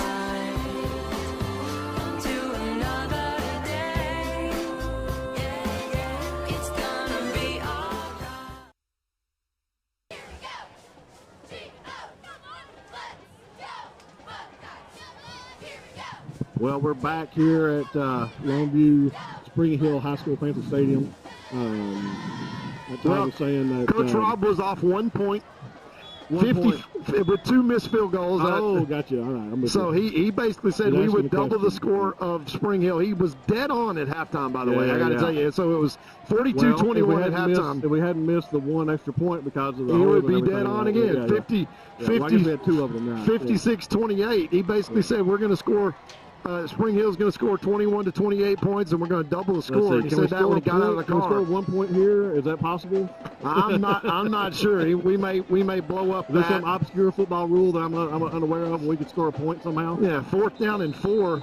Let's go to the Canadian football rules, where all you got to do is kick it out of the end zone and you score 1 point. There you go. Carter goes straight ahead, and I'm not sure he's going to get a first down. I'm not sure they're going to give it to him. Quarterback, Todd. I mean, you don't want to see, Zay go down at all. But I tell you what, I'm not like real concerned if we had to turn to our backup quarterback. Carter's gets a lot of ability and skill, and he looks comfortable when he's in there. Yeah, and especially when he's in there with the ones. And you never know when that's going to happen, because you got Zay Taylor, who is such an athletic quarterback, and obviously he's dangerous with his feet. So when he runs the ball and the way he runs the ball, of course, in his mind, he turns into a running back. Time the offense has been stopped tonight, right? That's correct. That's correct. And then that's first. No punts, and that's the 4th down turnover on downs. And, of course, that was a half-yard short on the spot. That it was, again, the referee saying, I just don't want to. Yeah, like they did Spring Hill, where they just said, oh, you know what, let's just give it to him. Yeah. That seems only fair. You do it the one way, that way. Let's just do it this way for the Buckeyes. But I guess that'd be asking too much. 55-28. They're just trying to make Coach Rob wrong. Pitch out to the left-hand side. And the Buckeyes going to be content to try to keep everything in front of them. Of course, once again, there's a move the chains before the spot is down. Clock keeps running. 1:35 I think this is Spring left. Hill senior night. Looked like that before the game. So this is the last time these guys will be playing in front of their home crowd. And last time, for a lot of for the seniors, obviously, we're playing at home period. Correct. So I'm sure they'd love to try to end it with a touchdown here. Correct.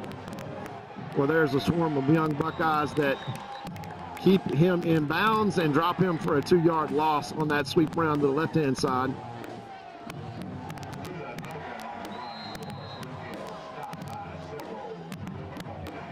And they've got a couple of players down, actually, Spring Hill does. So the officials called an injury timeout. So we'll take a timeout with them and be right back to conclude the last 57 seconds. La Finca Mexican restaurant is my favorite restaurant in the world. An East Texas favorite for over 37 years. Everyone with any taste agrees La Finca has the best Mexican food in Texas. But I want to share some of my personal favorites with you that maybe you haven't tried yet. Dina and I both love the ribeye steaks at La Finca. Ribeye steak and a baked potato, you can't go wrong. And if you happen to be a hamburger connoisseur, La Finca has one of the biggest and best hamburgers in town. Absolutely fantastic. And finally, never, and I mean never, leave La Finca without having a slice of Olga's homemade carrot cake or tres leche cake. Trust me, it'll change your life forever. La Finca, supporting the Gilmer Buckeyes for over 37 years. And back to the action here as the state champion Gilmer Buckeye band cranks it up. 57 seconds left here in this ball game. Well, we'll let people know that the 2 Spring Hill players are hurt, did walk off on their own and everything, so it looked to be okay.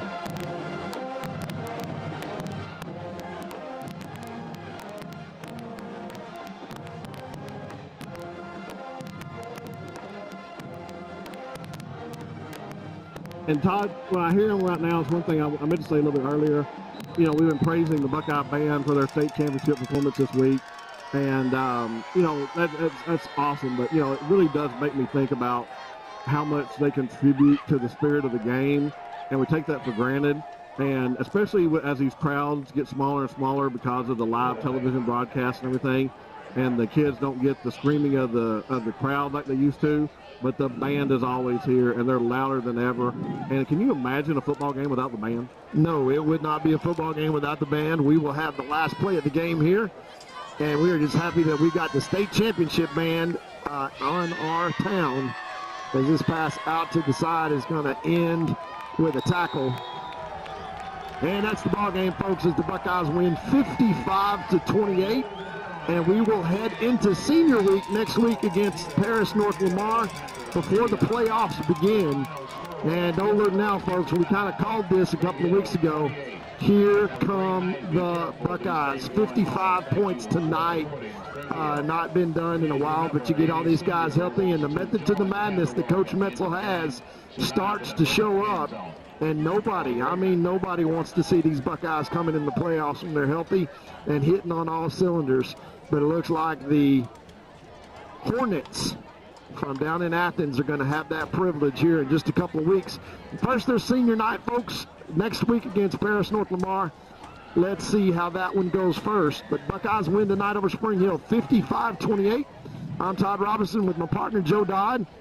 Our hunting buddy, Mr. Jeff Rash, listening to us tonight, and all the Buckeye fans out there, sponsors included. We appreciate you so much. We will see you next week back to Jeff Traylor Stadium for the last game of the season at home, Senior Night 2025. And Eric and I'm sorry, I'm totally botching the name. My dementia's showing up. Michael, see. Oh, Eric and Michael upstairs. I'm saying upstairs. I thought you were going to talk about the band. I'm sorry. I was about to say Brandon. No. Michael, I was about to call you Brandon Garmin. Sorry. Michael, trust me, don't feel bad at all, because my Alzheimer's kicks in all the time, and I forget names of family members. But honestly, these guys do a great job. They don't get any credit. And, I just, we really appreciate everything they do. Hey, you want to talk about, we couldn't do anything without those two guys. Our bread and butter, and we appreciate them. And, hey, that's why we pay them the big bucks, which is the #2 Sonic cheeseburger on the way home is about it. Are you buying it?